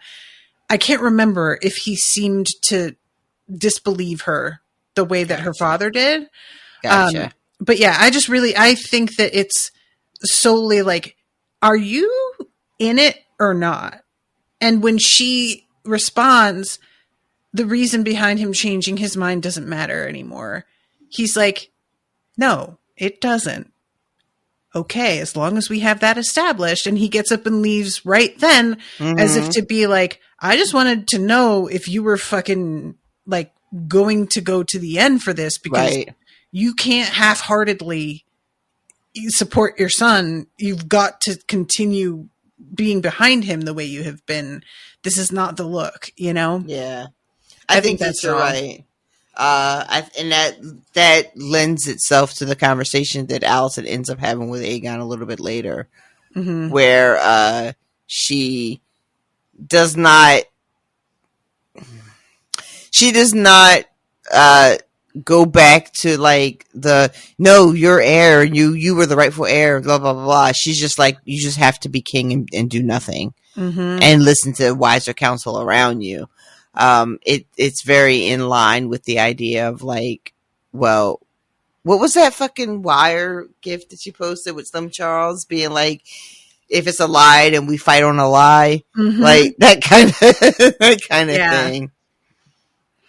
Yeah, it's just, I wondered how she was going to be behaving after the reveal of the last episode, and finding out that she's just clearly trying to see if Rhaenyra's claim here is supported by anything. A lot of people were joking around at the end of the last episode by the way that she got up and walked away, as if Alicent just refused to hear her or acknowledge it. And I didn't take it that way. And so now I feel vindicated that like she definitely is fucked up over this and doesn't really know what to do. And it's not until this conversation with Laris where he basically says the same thing she said to Rhaenyra, and where he's just like, yeah, there was no mistake. This is what we're doing, that she's sort of getting her head right again, But that I believe just like the contempt that she views Aegon with later, because I feel like she really lets him see her contempt in a way that she didn't before. Not since before he was crowned. Absolutely. Yeah. And like I think he can feel like her whole vibe has changed, and he doesn't get it either. Yeah. That's what makes Aegon so sad, is because he has never fully understood any of this. Yeah. And has never really wanted any of it. And it was sort of forced upon him. And then he had his mother, who was like the one stalwart, being like, no, this is your birthright. This is you. You were meant for this. Your father wanted this for you. This is what your father wanted. Because he believed in you specifically, Aegon, versus, we just need somebody with a crown on their head. Yep. And that's all you got to do. Okay. So we have another, what, again, like you pointed out, it feels like it could be a dream. It feels like it could be really happening. Do you want to tell me if it's real or if it's a dream? You want to. Not really. sure you don't have this burning desire to just tell me? I just don't. Damn it. Yeah, no, it's not there. Checked in. Can't find it. You guys, I don't know what the fuck is going on. I really don't. So Damon is in his bed, not having any rest, and he hears a sword being unsheathed and footsteps, and he jumps out of his bed to follow what looks to be Aemon, right? So I'm like, this is clearly a dream sequence, because I know Aemon is not a Harrenhal, right? I don't know how I know it, but I just know it to be true. So I'm not even concerned for a second that it's really Aemon, right? Because that's not what's happening. Mm-hmm. So I'm watching him stalk Aemon through the corridors of Harrenhal, and it's so funny the way Aemon walks is so distinctive, like with his arms out to the side. He's got that. He swings his arms a little bit, but not enough to be like a real human person. It's giving. Remember the Raquel Welch episode of Seinfeld? No, I'm afraid not. All right. So, quick tangent. There's a woman that works in Elaine's office who doesn't move her hands when she walks. And she's played by an alumni from Saturday Night Live, but I can't remember her name. I think it's Molly Shannon, but I could be wrong. Right? It's coming back to you. And then the joke is that Raquel Welch is doing a Broadway play, and they want to fire her because she also does not move her hands when she walks. Oh my God. I didn't remember that punchline at all. And so then Raquel Welch ends up beating the shit out of Elaine. But anyway, Aemon walks with a very distinctive gait, right? And he also keeps his arms like kind of out to the side, but they don't really move with him as he's walking. Yeah. And so that's all I could think about. And so Damon is chasing this specter. And then he turns around. I had to rewind this 3 times. Yeah, it's really weird. Because they look so similar anyway, right? Mm-hmm. It took me like 2 or 3 rewinds before I realized that was just Damon. Yeah. In an eye patch. In a different wig, too, I think. Right. Yeah. Different wig. Yeah. And so then on the 3rd rewatch when I got it, I was like, oh! it was a very delayed reaction, but a very felt reaction. And then he wanders into what appears to be a kitchen of some sort, and this woman is here again. It's more like an apothecary. That's better. Yes. Yeah. I would not have pulled that word from my repertoire, but you are absolutely correct. So yeah, she's like, what are you doing chasing people with a sword in the castle, huh, bud? And I feel like that's not necessary. And he just points it at her and says, you. And she's like, I'm Alice. What? And when she says her last name is Rivers, he says a bastard, and she says, once you get to know me, you'll find I'm not so bad, which I did think was really funny. Cackled. I absolutely cackled. It was such an unexpected joke, and it's a joke that could have been made 10 years ago at any point of Game of Thrones. And I really, really loved that it was made in this moment, and I feel like it was just somebody being like, you know what was a real missed opportunity all those years? Yeah. Yeah, so she's basically diagnosing, clearly you've got trouble sleeping, my guy. And he's like, well, how do you know? And she's like, well, it's the middle of the night and you're running around with a sword. Like, there's nobody here. It is not that hard to diagnose, sir. And she says, it's like Harrenhal's been cursed from the start. Like half the furniture is built out of weirwood trees, which, by the way, is what your bed is also. So, and he's trying to be like, oh, it's a midwife's tale. And she's like, is it now? But you up in the middle of the night with your sword, though. So how much of a tale is it? Y'all, and he doesn't reply. Desperate. He just says, you are a strange kind of woman. I am desperate to know what her deal is. I want to know if she's real or if she's not real. I'm so confused, y'all. I wish I could tell you that like I was hip. I'm not. I have no idea what is happening with this. I really don't. Because she gives him, like, after they talk and she tells him about the history of Harrenhal, which, you know, if Damon had cracked them books open, he would be aware of. Even I know, right? I mean, I think he knows, and it's just her just reminding him of it, but I don't know. And clearly he doesn't take it seriously. Whatever he's read, whatever he's learned, he thinks that, like he just told us, he thinks that it's just like fucking old wives' tales. It's nothing, you know, it doesn't mean anything. And she tells him, you know, again, like you said, bitch, he says you're a strange type of woman, and she says, I'm a barn owl. I was so delighted by this. For those who don't remember, barn owl is what Brendan would say as like, oh, they're crazy. He would be like, she is absolutely barn owls. Oh my God, that's amazing. I didn't know that. So, yeah, the way that she specifically says barn owl, I was like, LOL. Oh, that's fantastic. Yeah. I love that. My God, I can't get over how good that is. It's like I'm saying, we recorded together because he was very good. It's almost like a personal shout out from the show. It felt a little bit on the nose. Like, yeah, that's fucking fantastic. I love it. I love that so much. Barn owl cursed to live in human form. And she does it. She says it with such a deadpan expression, and he just smirks and walks away. Like, I kind of wondered if he was going to take a moment and be like, "Wait, really?" But there's not even a moment of him like really considering this. Not and she even. seems to appreciate that he doesn't. I love that she's like licking blood off of her fingers too while they're talking. It's berry juice. Oh, is that what it is? Okay. Yeah. I thought she was skinning something in those bowls. I couldn't really tell. So this is when she's like, so, you came here after having a fight with your wife. And he's like, how do you know? And she's, well, you came alone. You took the place, but you haven't told her.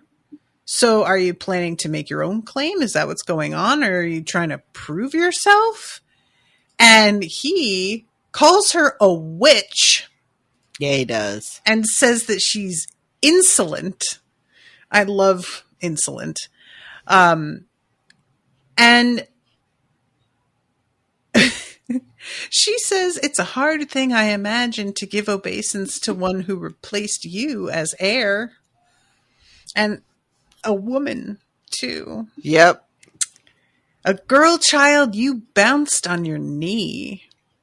I mean, does it please you that her legitimacy is contested as you stand here with a castle and a dragon attempting to draw an army of men? And she hands him this drink that she was preparing before he even got here. Yes, she sure does. And she says, you'll need your sleep. He drinks it. He drinks it. He sure do. Why would you drink anything this woman gives you? No shade to Alice Rivers, but we don't know you. I would. Well, look where it got you. Waking up halfway through a small council meeting. There's just a whole vibe to her where I'm just like, this is a woman who is no nonsense, and she's going to say shit I don't like, but it's not untrue. I would drink it. I would. I'll just say it. So yeah, he takes a sip, swallows, opens his eyes, and there's like drool. Like he had fallen asleep, like on his chin. And he like reaches up, and it's a real moment of like, wait, what the fuck? And he looks around, and all of a sudden he's at a table with Simon and one of the Blackwoods. And does not know what is going on. Absolutely no idea what the fuck's happened. Looks at this guy right in his face and says, and who are you? And Simon Strong is like, this is fucking Willem Blackwood, as I've said. And then he's like, how can I help you? And this guy is like, you asked to see me. yo, what the fuck is happening? I don't know. Yeah. But this kid it's funny too, because I had said in the last episode, I wonder if we're going to see that kid that Rhaenyra met when she was courting again, when the Blackwoods and Black Brackens were fighting. Mm-hmm. So that wasn't that kid from that previous episode, because he wasn't like the right age. But this guy is like, yeah, I met her when she was courting. So this is the guy. This is the guy. Yeah. And Damon is like, are you fighting because you made the oath you made? Or are you fighting because the Brackens are on the other side and you're just going to do whatever they don't do?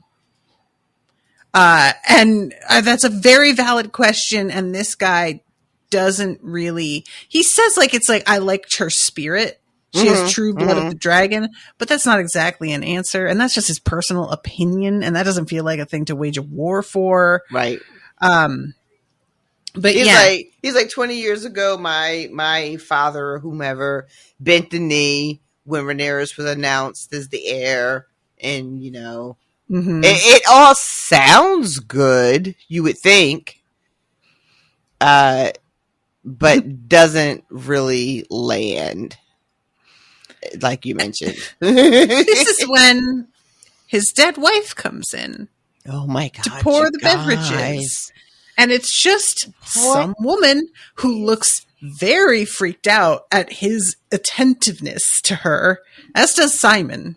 Who's just like, the fuck is happening right here? This is so bizarre. And I'll tell you what, y'all, as I was watching this, all I kept saying is, we don't have time for this. I don't know what this is. Like, I don't know what's happening at Harrenhal. I don't know what this is, but I do know we don't have time for it.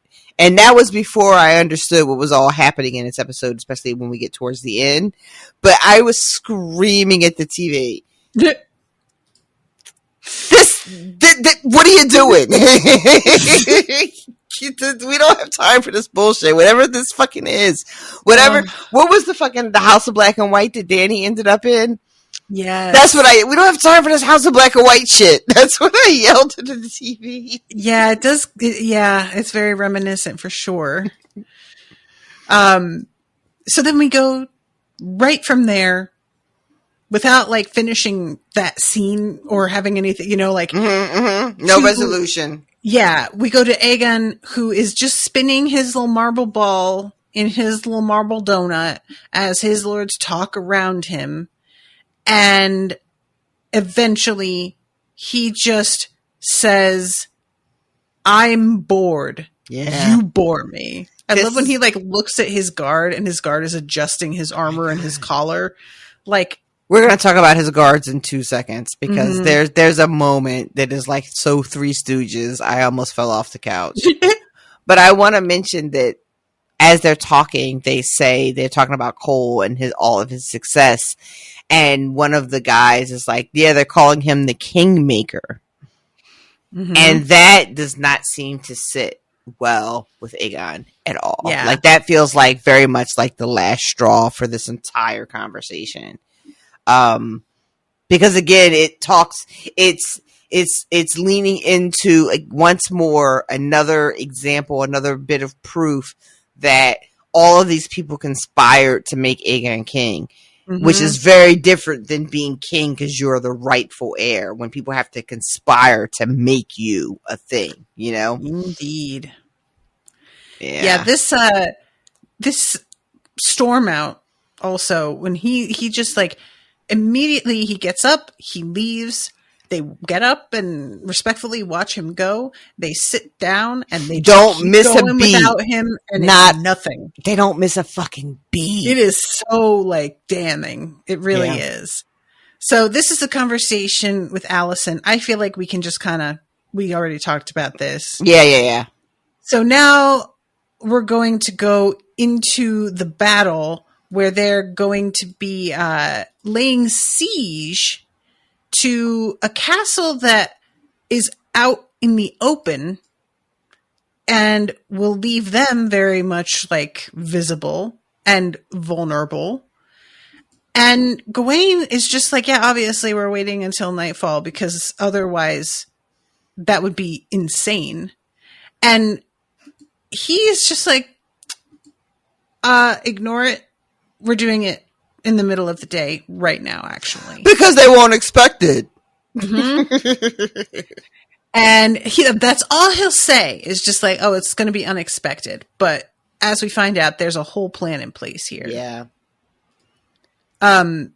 We don't get to see this. We jump back to Dragonstone and we find out that Duskendale has fallen.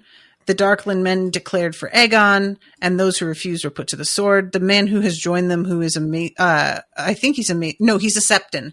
Yeah. His father stayed true to the very end and lost his head for it, and he seems really gratified. I thought he was going to be like grieving for his father's death, but he's much more concerned with the way his dad went out.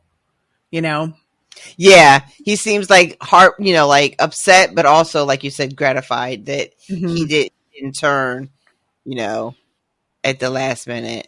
And I love too that there's a quick shot because they're having a council meeting about what they need to do next and all the things that have happened. And Rhaenyra just sort of appears and she's like, what now? What about dragons? Mm-hmm. So they all get kind of caught up short in the middle of this conversation about all their big plans without their queen present. And there's a moment when this Septon finds out about his father and Rhaenyra just kind of looks at him. And it's really quick flash, but it looks like she takes a moment to appreciate and sort of be sad for his loss in a way that like no one else around the table seems to have given a fuck that this dude just found out his father lost his head, Sure don't. So it's just like just a tiny quick second of sort of acknowledgement of a sacrifice that has been made on her behalf. And I really appreciated that because we don't get a lot of our rulers caring about the losses of people. Yeah, it's true. And how hard that is for the people that are left behind. And I just really appreciate that moment of her just being like, God damn it. Agree. That's a good point. So here's when she has to explain to them all where she was. They're just like, you did what? And she's like, it doesn't matter. I just had to make sure that I had no choice but to bring the dragons in. And now I'm sure. So she basically at this point is like, we're going to fucking unleash our dragons. We're going to send somebody. At first she says she's going to go. Her son then is like, he's going to. And she's just like, you the fuck you are. And then Rhaenys is like, yeah, it's me. It's me. I'm going. And she looks like, please. Because Daemon's not fucking honestly. here. Mm-hmm. Daemon, you should also be here. Yeah, he should. So then we go to the scene of Aegon. We also have a quick moment. It doesn't turn into anything, but we have Mysera kind of listening, like in the outskirts. Yes, I forgot about her poking around. Yeah, but there's nothing that really happens from that. But like I saw it and I was like, okay, yep. What's up next? I can't wait to see what's up next. And so Aegon is just he's like a cat, just pushing stuff off the table. Oh my God, him and his fucking flagon. I don't know what this is, but he's just bored and listless and bored. And just decides, you know what, I'm going to go do a thing. So we get kind of like the parallels of Rhaenys getting on her dragon and him getting on his. Yeah. And how very different that energy is between them, I love Rhaenyra's reaction too of Rhaenys being like, it has to be me. And the smile that Rhaenys gives as she turns away is fucking, I wish I could find a close up of that because it's a smile that's so, welp. Yep. With a grin of like, we knew that this is where we were going. Like, but an understanding that like she can do this now because she knows Rhaenyra has done everything she can to avoid this very thing. And so now Rhaenys is like, I understand what I have to do next.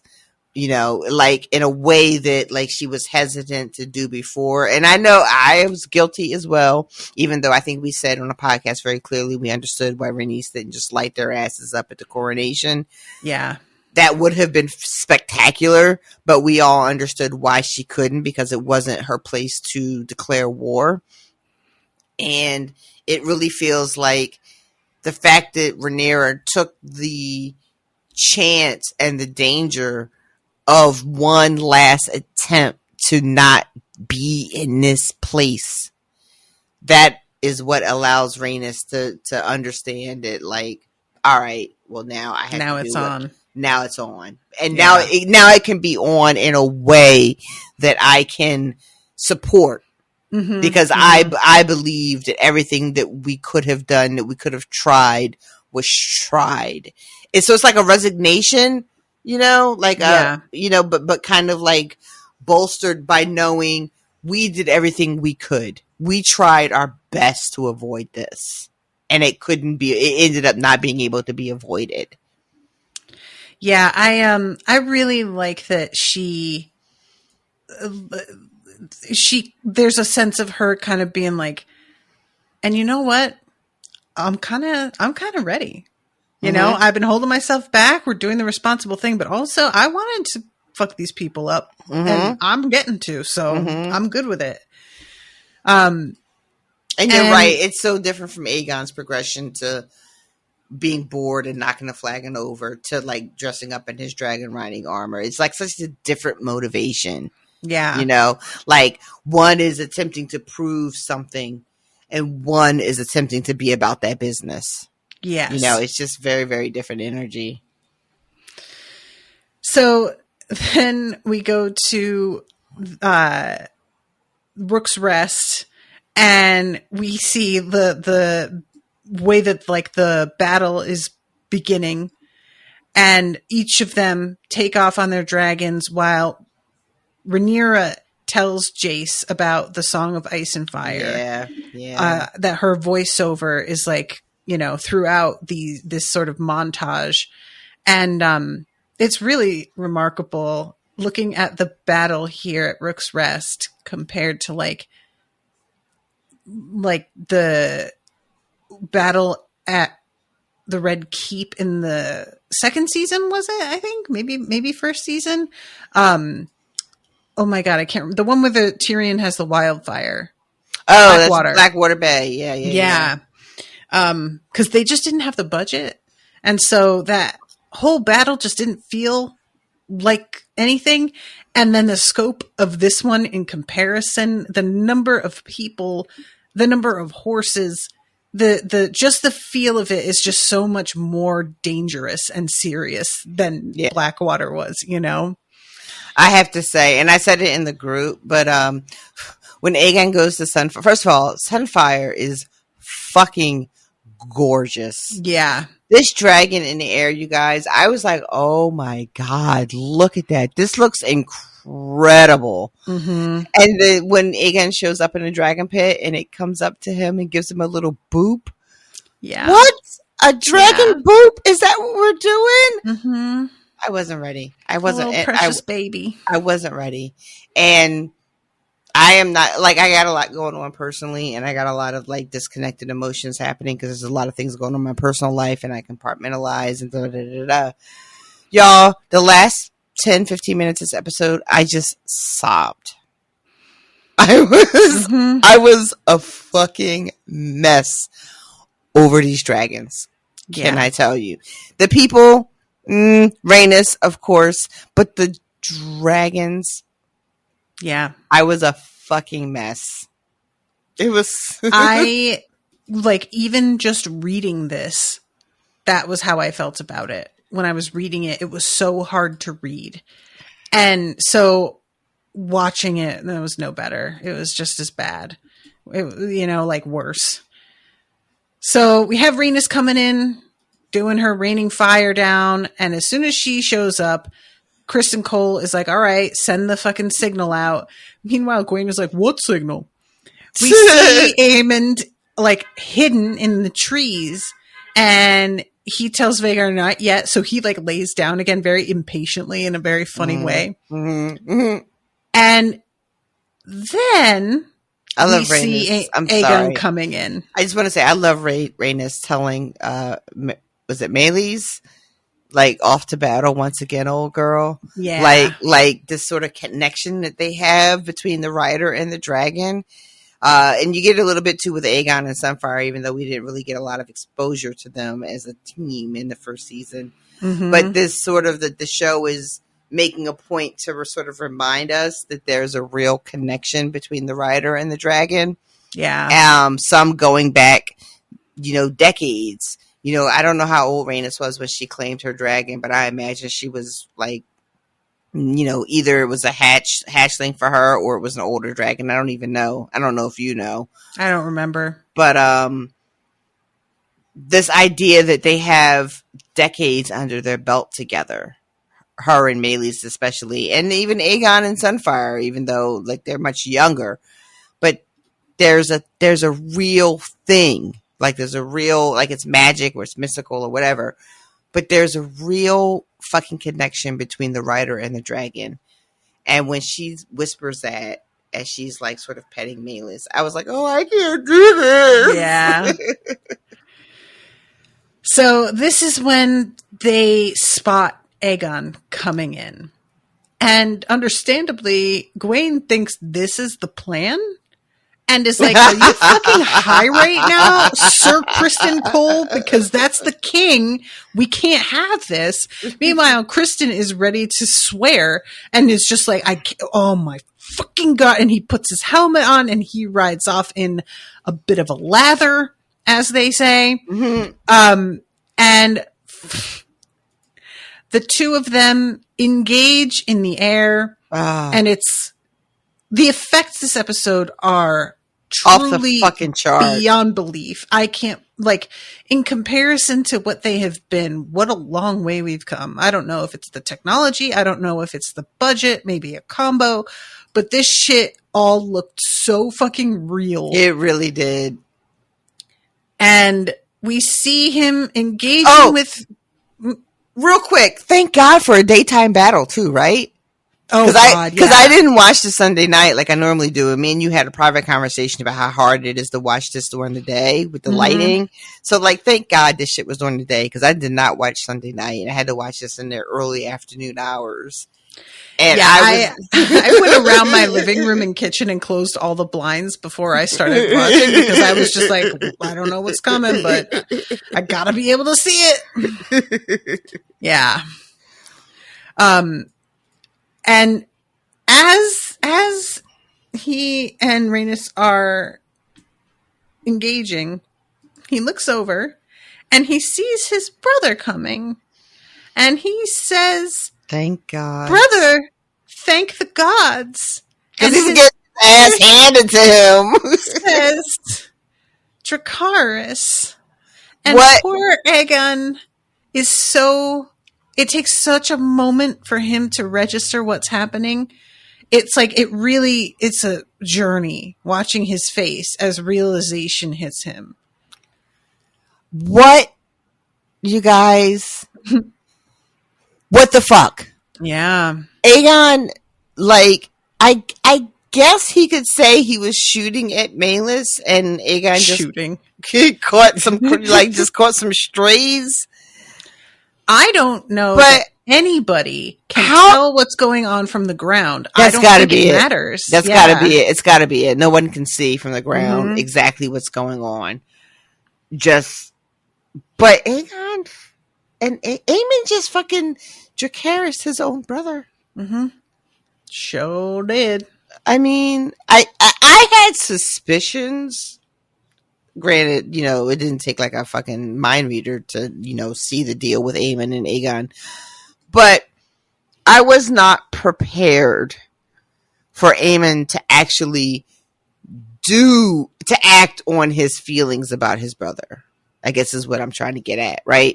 I understand that Aemon thinks his brother is a complete waste of space and is not worthy of the crown and should not be king and is incompetent and on and on and on and on and on.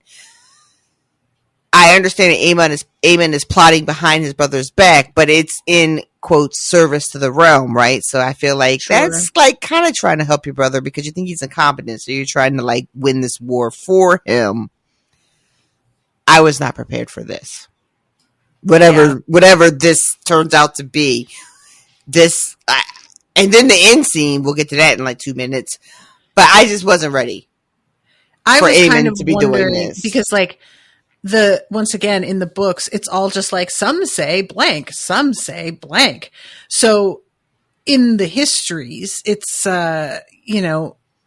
unverified that this was on purpose. And there are suspicions, but there aren't, nobody knows. And I was sort of wondering, like, how's the show? What are they going to do? And I should have known that they were just going to have him be a bastard and just like they just fucking had him do the fucking thing. Yeah, I'm just rewatching. I'm a little like 10 or 15 seconds behind on the actual show that's playing now, and I'm just getting to the Meleys and Sunfire engagement, and it just like I'm blown away again at how good it looks. Yeah. Yeah, it's so vicious. And they do this thing too with like, I'm not sure. I think it's dragon blood that's raining down on the people on the field. Yes. And it's hot. Oh yeah, it is. Mm-hmm. And I also really appreciate the reminder in real time as we're watching how what's happening in the skies is one thing, but the people on the ground, the people in the sky can't control what's going to hit who on the ground. So everybody on the ground is just fucking like collateral damage. It doesn't matter what side you're fighting on, right? The dragons don't give a fuck. The dragon riders don't really give a fuck. Mm-mm. And you're just out on the field and there's nothing to be done. Like there's no safety to be had. You're just fucking caught up in it. And it doesn't matter what side you're on. Which is why you don't loose the dragons. This is exactly it. It's the nukes. You don't want to do this, but sometimes your hand is forced. So yeah, he gets lit up. Poor Sunfire, first and last battle. Oh, it's just devastating, honestly, to see how quickly this turns. And Kristen Cole sees the dragon go down, but I'm not sure that he can tell whose dragon it is. So there's a lot of like confusion there. Rhaenys almost looks like she's about to leave. Like she's got her back to things. And she turns and sees him still flying, and she has this look of like, I have to finish it. I have to go back. And like, I believed it. Like if she wanted to run, she probably could have run. You know, she's not that far from home. It's such a look of like intention. And she turns back around and engages fucking Vhagar of all the dragons to engage. Like it felt very to me like she turned around and said to herself, I have to accept I'm not coming back from this. 100%. Like 100%. Like she understands, and I think Meleys, if it's possible, even understands that like we're going back in for another round and we probably won't make it out. Yeah. But it comes right back to the fucking Slim Charles thing and the Alicent, there was no mistake. Like once we said this is what we're doing, once we said we're making dragons a part of this shit, there's no return from that. Yeah. You know, you don't get the half-ass it. You have to do the whole thing. And this is part of the deal. And, I mean, good on her. Because, like, you could have just run. You probably could have, like, you know, I think I read in one of Austin's, you know, sort of, like, background dealies about the dragons when he had shared an infographic. I want to say that Meleys is supposed to be like particularly, I might be confusing Meleys and Baelish dragon. I forget where, but like the idea that Rhaenys probably could have skedaddled, safely if Rhaenys wanted that to be the thing, and she turns around and purposefully engages with this monster of a dragon. I saw a quote. Somebody was like, how does big ass moon sized dragon keep sneaking up on people? It's almost like, does he sneak, or does everybody just want to pretend they don't see him, because once you acknowledge it, it's all over? I feel like it's got to be a certain amount of denial happening, right? Just nope, not happening. Nope, don't see it. Nope, he's not. Oh, okay, he's fucking here. Okay. I really like her armor too. Rhaenys' armor. She's got like this helm. It's like a half helm deal that looks almost like a crown. That's pretty cool. It's very different from the one that the boys are wearing, where like, you know, their deal is very different. Almost from the is one like she's wearing. a hair accessory, even, you know, the way it's like sort of sitting. And yeah, when she turns to, she like locks herself into the saddle on the dragon. I love that. If they go down, they are going down. Yeah, happening. Yeah, that's a really cool. I'm glad you mentioned that too, because she's got like this. Is carabiner the word I want? Carabiner, that sort of thing. And she ties that shit real tight. And you're right. It's just kind of like, if we go down, we both go down. Oh, God, you guys, I hated every second of this. I loved it, but I hated every second of it. I really did. I so desperately wanted her to like come out on top of this. And when Aemon shows up, I'm just like, no, she can't. Like, what did Daemon say an episode or two ago when he tries to force Rhaenys to go to battle with him? And he's like, the two of us could take Vhagar. We can't take him alone, but the two of us could together. That's all I kept thinking.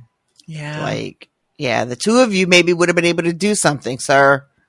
Maybe if you had been part of a team, but you aren't a team player, my friend. You go running off in the middle of the night to a dead fucking castle to have your weird ass dreams. Because you couldn't just submit to your wife. Yeah. So, battle. Battle.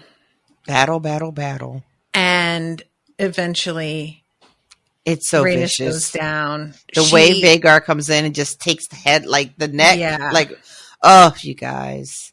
Meanwhile, Cole is trying to follow the what's happening in the sky on horseback. This dude, and he gets like thrown and is passed out. When he wakes up, he's like gasping, clearly sustained some sort of like lung injury, maybe. I don't know. Some ribs are broken. Yeah. And his horse is dead. And this moment really got me. He is looking around to see like what the fuck is happening, and you see all of these people who are just burnt to fuck. And they're clothes missing. That one fucking where he goes up to I'm getting to. Okay. You're about to just jump all over it. I'm trying to be dramatic and do a build up, but no. Christ. Sorry. It's fine. Just tell him.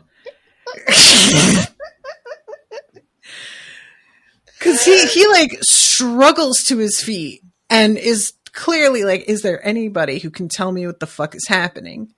And there's a man who seems to be sitting with his back to him. And he goes over and puts his hand on the man's shoulder. And that armor just falls apart as the charred body within breaks into pieces. It's just dust. It's just like an armor of dust. Yeah. It was a very quick moment. The armor actually is okay. Oh yeah, well inside the armor, body, I mean, like yeah. The bones are almost not there anymore either.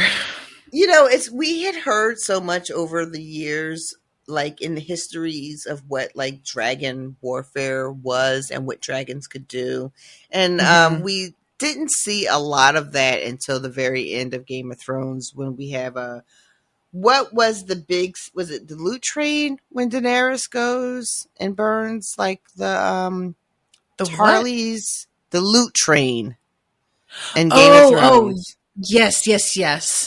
And I think those are Tarleys. That's like Sam's family, right? Yes, it was. And it's like it's one of the first times that we really see the dragon go in on battle. And exactly. Yeah. That was like, other than that moment, I'm probably forgetting some later like especially like towards the end of the last season, because all that shit is like, who wants to think about that?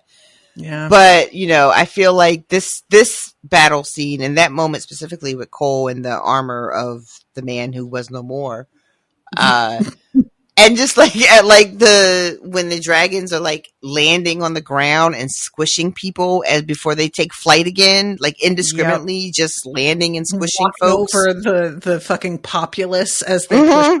Yeah, I feel like everything. Calm. Yes, everything I feel like I read did not, because I haven't read these books, so you know, there's not a lot of dragon activity obviously in Game of Thrones, but I just wasn't prepared for how vicious this was. The amount of damage that the dragons can do to each other, to the riders, to the people on the ground.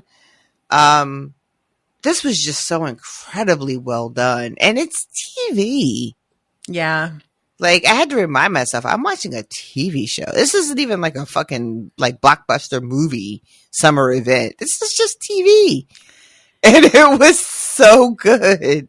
Yeah, this was just really like, it was the effects, and it was also the way that they get across the total chaos and how confused Kristen is trying to get his bearings and how rattled he is.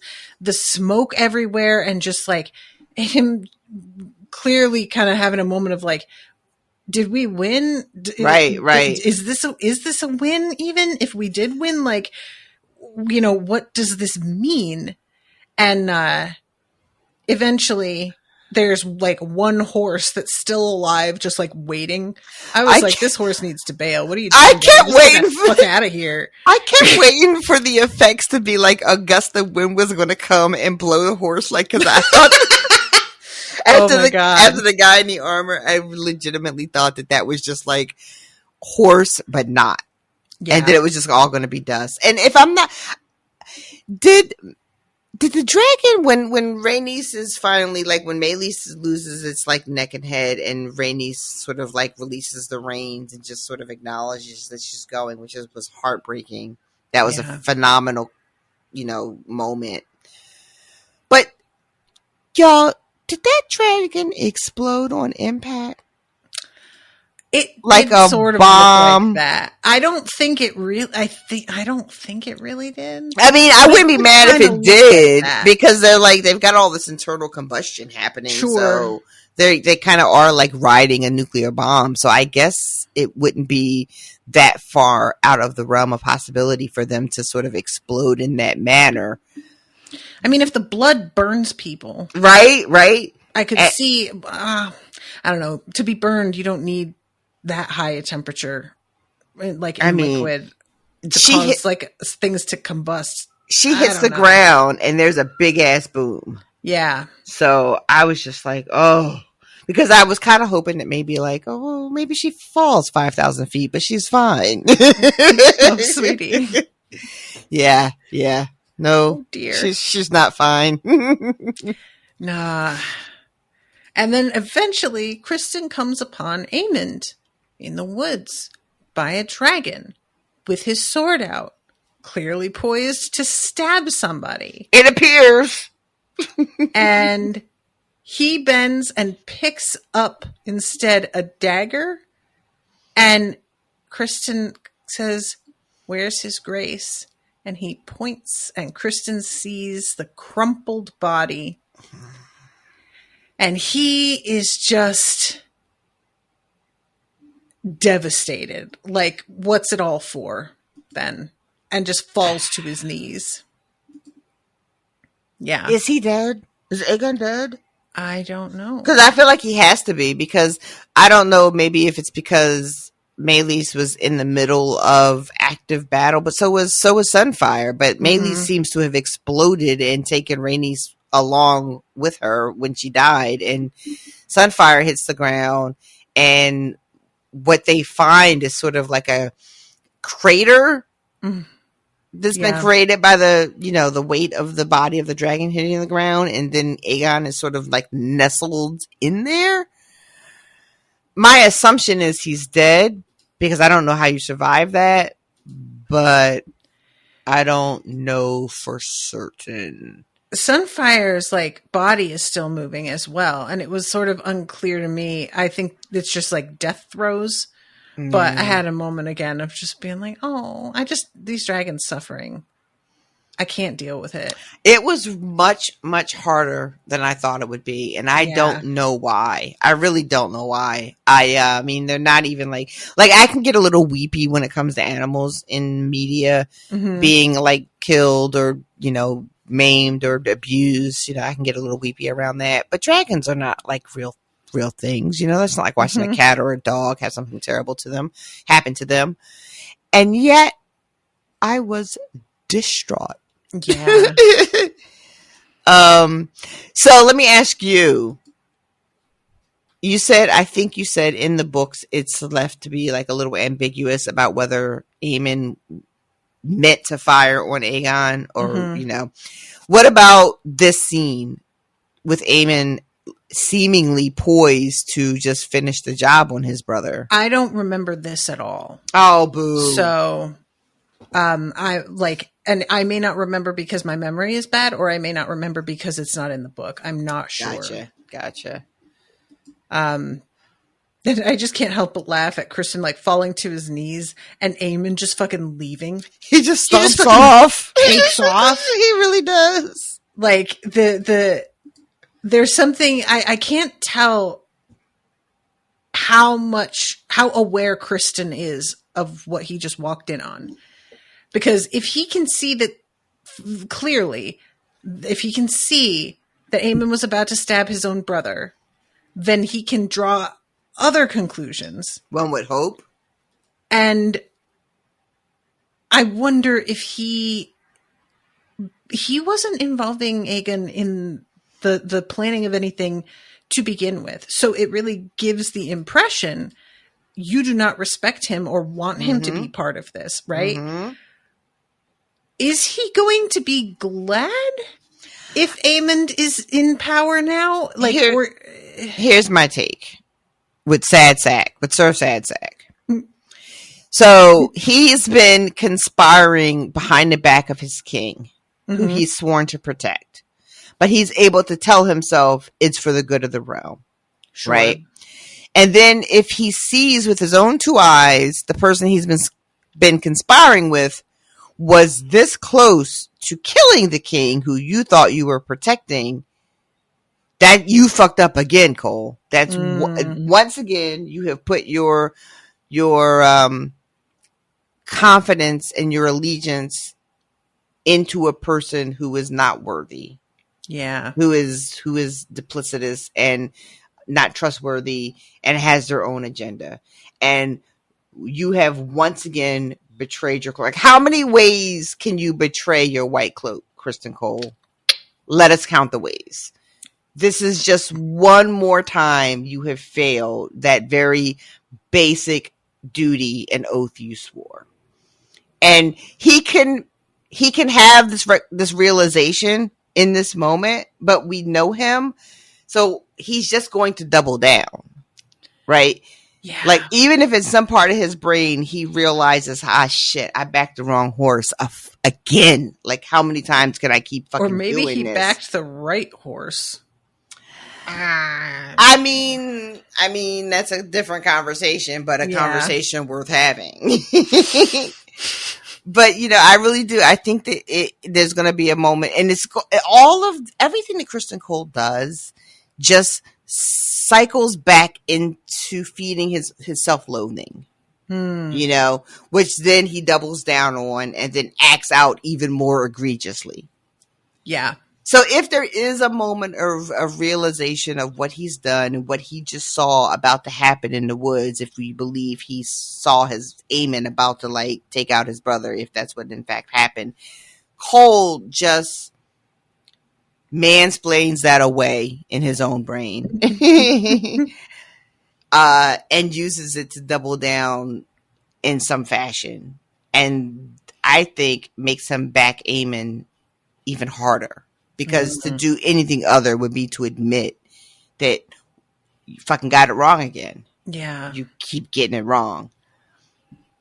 How is Kristen Cole going to die? Somebody spoil me and just tell me. Don't spoil her, guys. Don't do it. Damn it. Ignore everything that she said just now.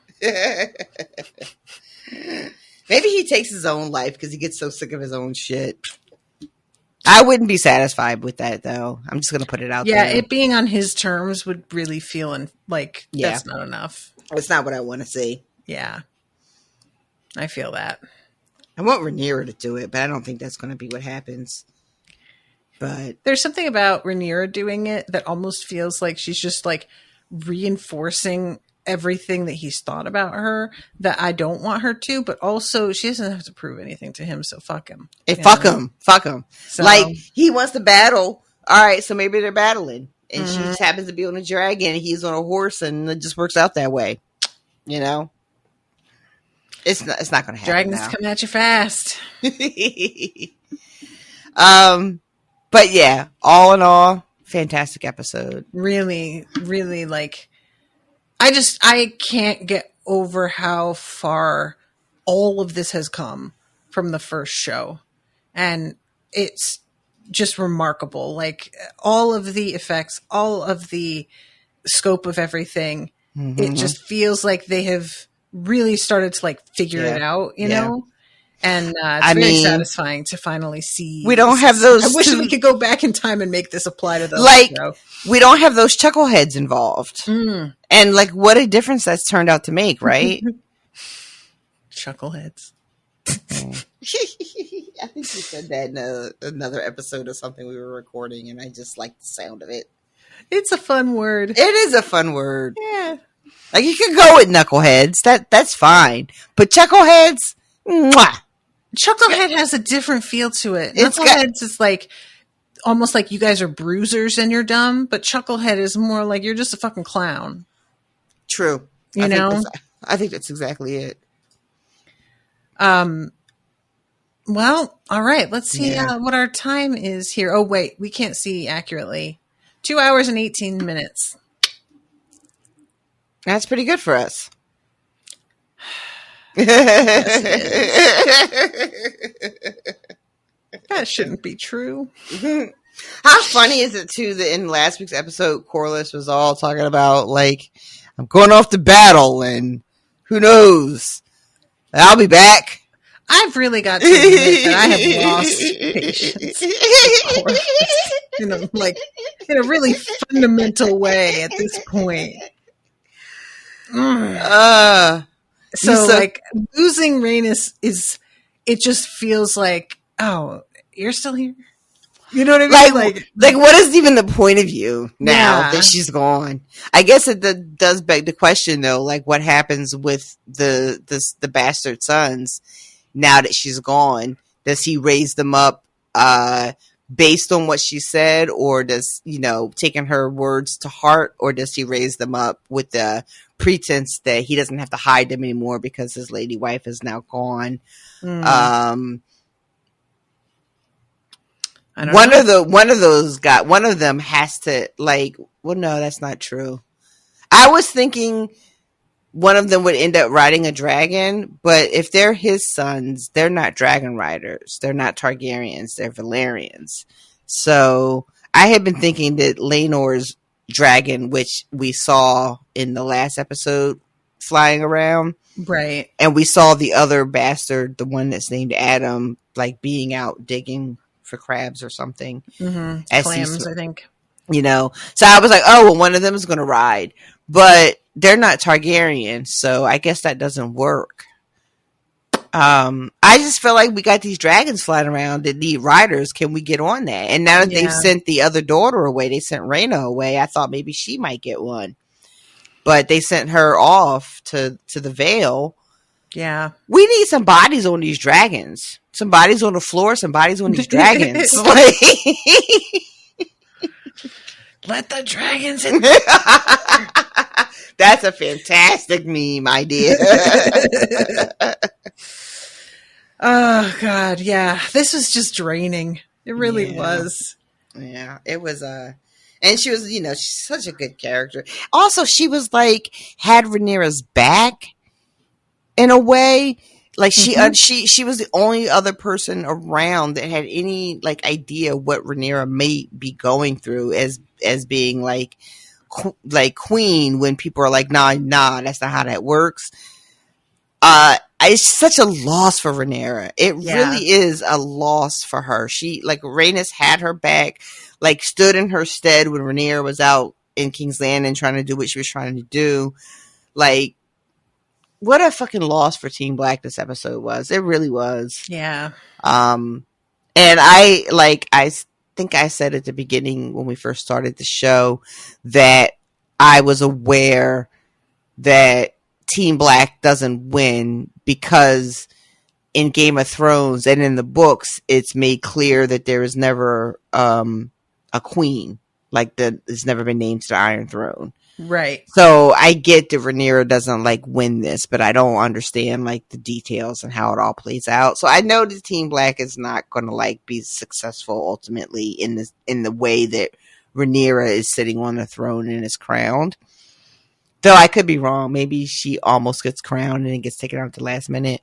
But I feel like she doesn't win. But I wasn't prepared to take the losses. Yeah.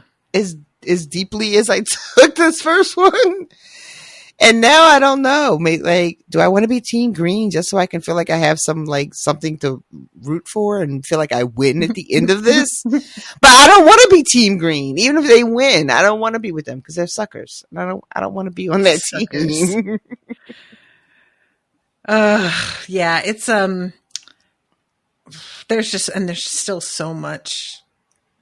I wonder how many. Do you know they're doing 6 episodes this season? Is that all they're doing? You know what? I have no idea. I never actually looked it up. How many episodes? I'll just do Hot D. How many? Were there only 6 last time? There was 10, wasn't there? There'll be 8 episodes, it says. Only 8? And this was fucking 4 already, so we're halfway through the season already. Mm-hmm. And I want to say I saw, you may have posted it, that there's definitely a season 3. Yes. And I think it's like going to not even start filming until 2025. Yep. It's going to be a while till we see that season. Yeah. So for sure. We might not even, so we're definitely not getting any kind of conclusion at the end of this season. Oh my God, you guys, I don't know if I have it in me. I can't take it. It's too much. This too much. It's too much. This dragon on dragon crime. I can't take it. You stupid. All right, everybody. Well, thank you all so much for listening. We love you very much. We do. Appreciate you. If you feel like supporting us because you enjoy us, go over to patreon.com/unspoiled and, I feel like we put out some fun, entertaining episodes. They're hella long. And I feel like we earn our coffee. That's what I think of it as, $5 a month. So, yeah, come on over and be part of our Unspoiled Brats family. Do you have anything else you want to say before we say goodbye? No, just that if this was any indication of what the rest of the season is going to be, I have got to get my house in order. Yeah. Yeah, you gotta gird yourself. Is that what they say? Gird your loins. Yeah. All right, everybody. Until next time, toodaloo, motherfuckers. Bye, guys.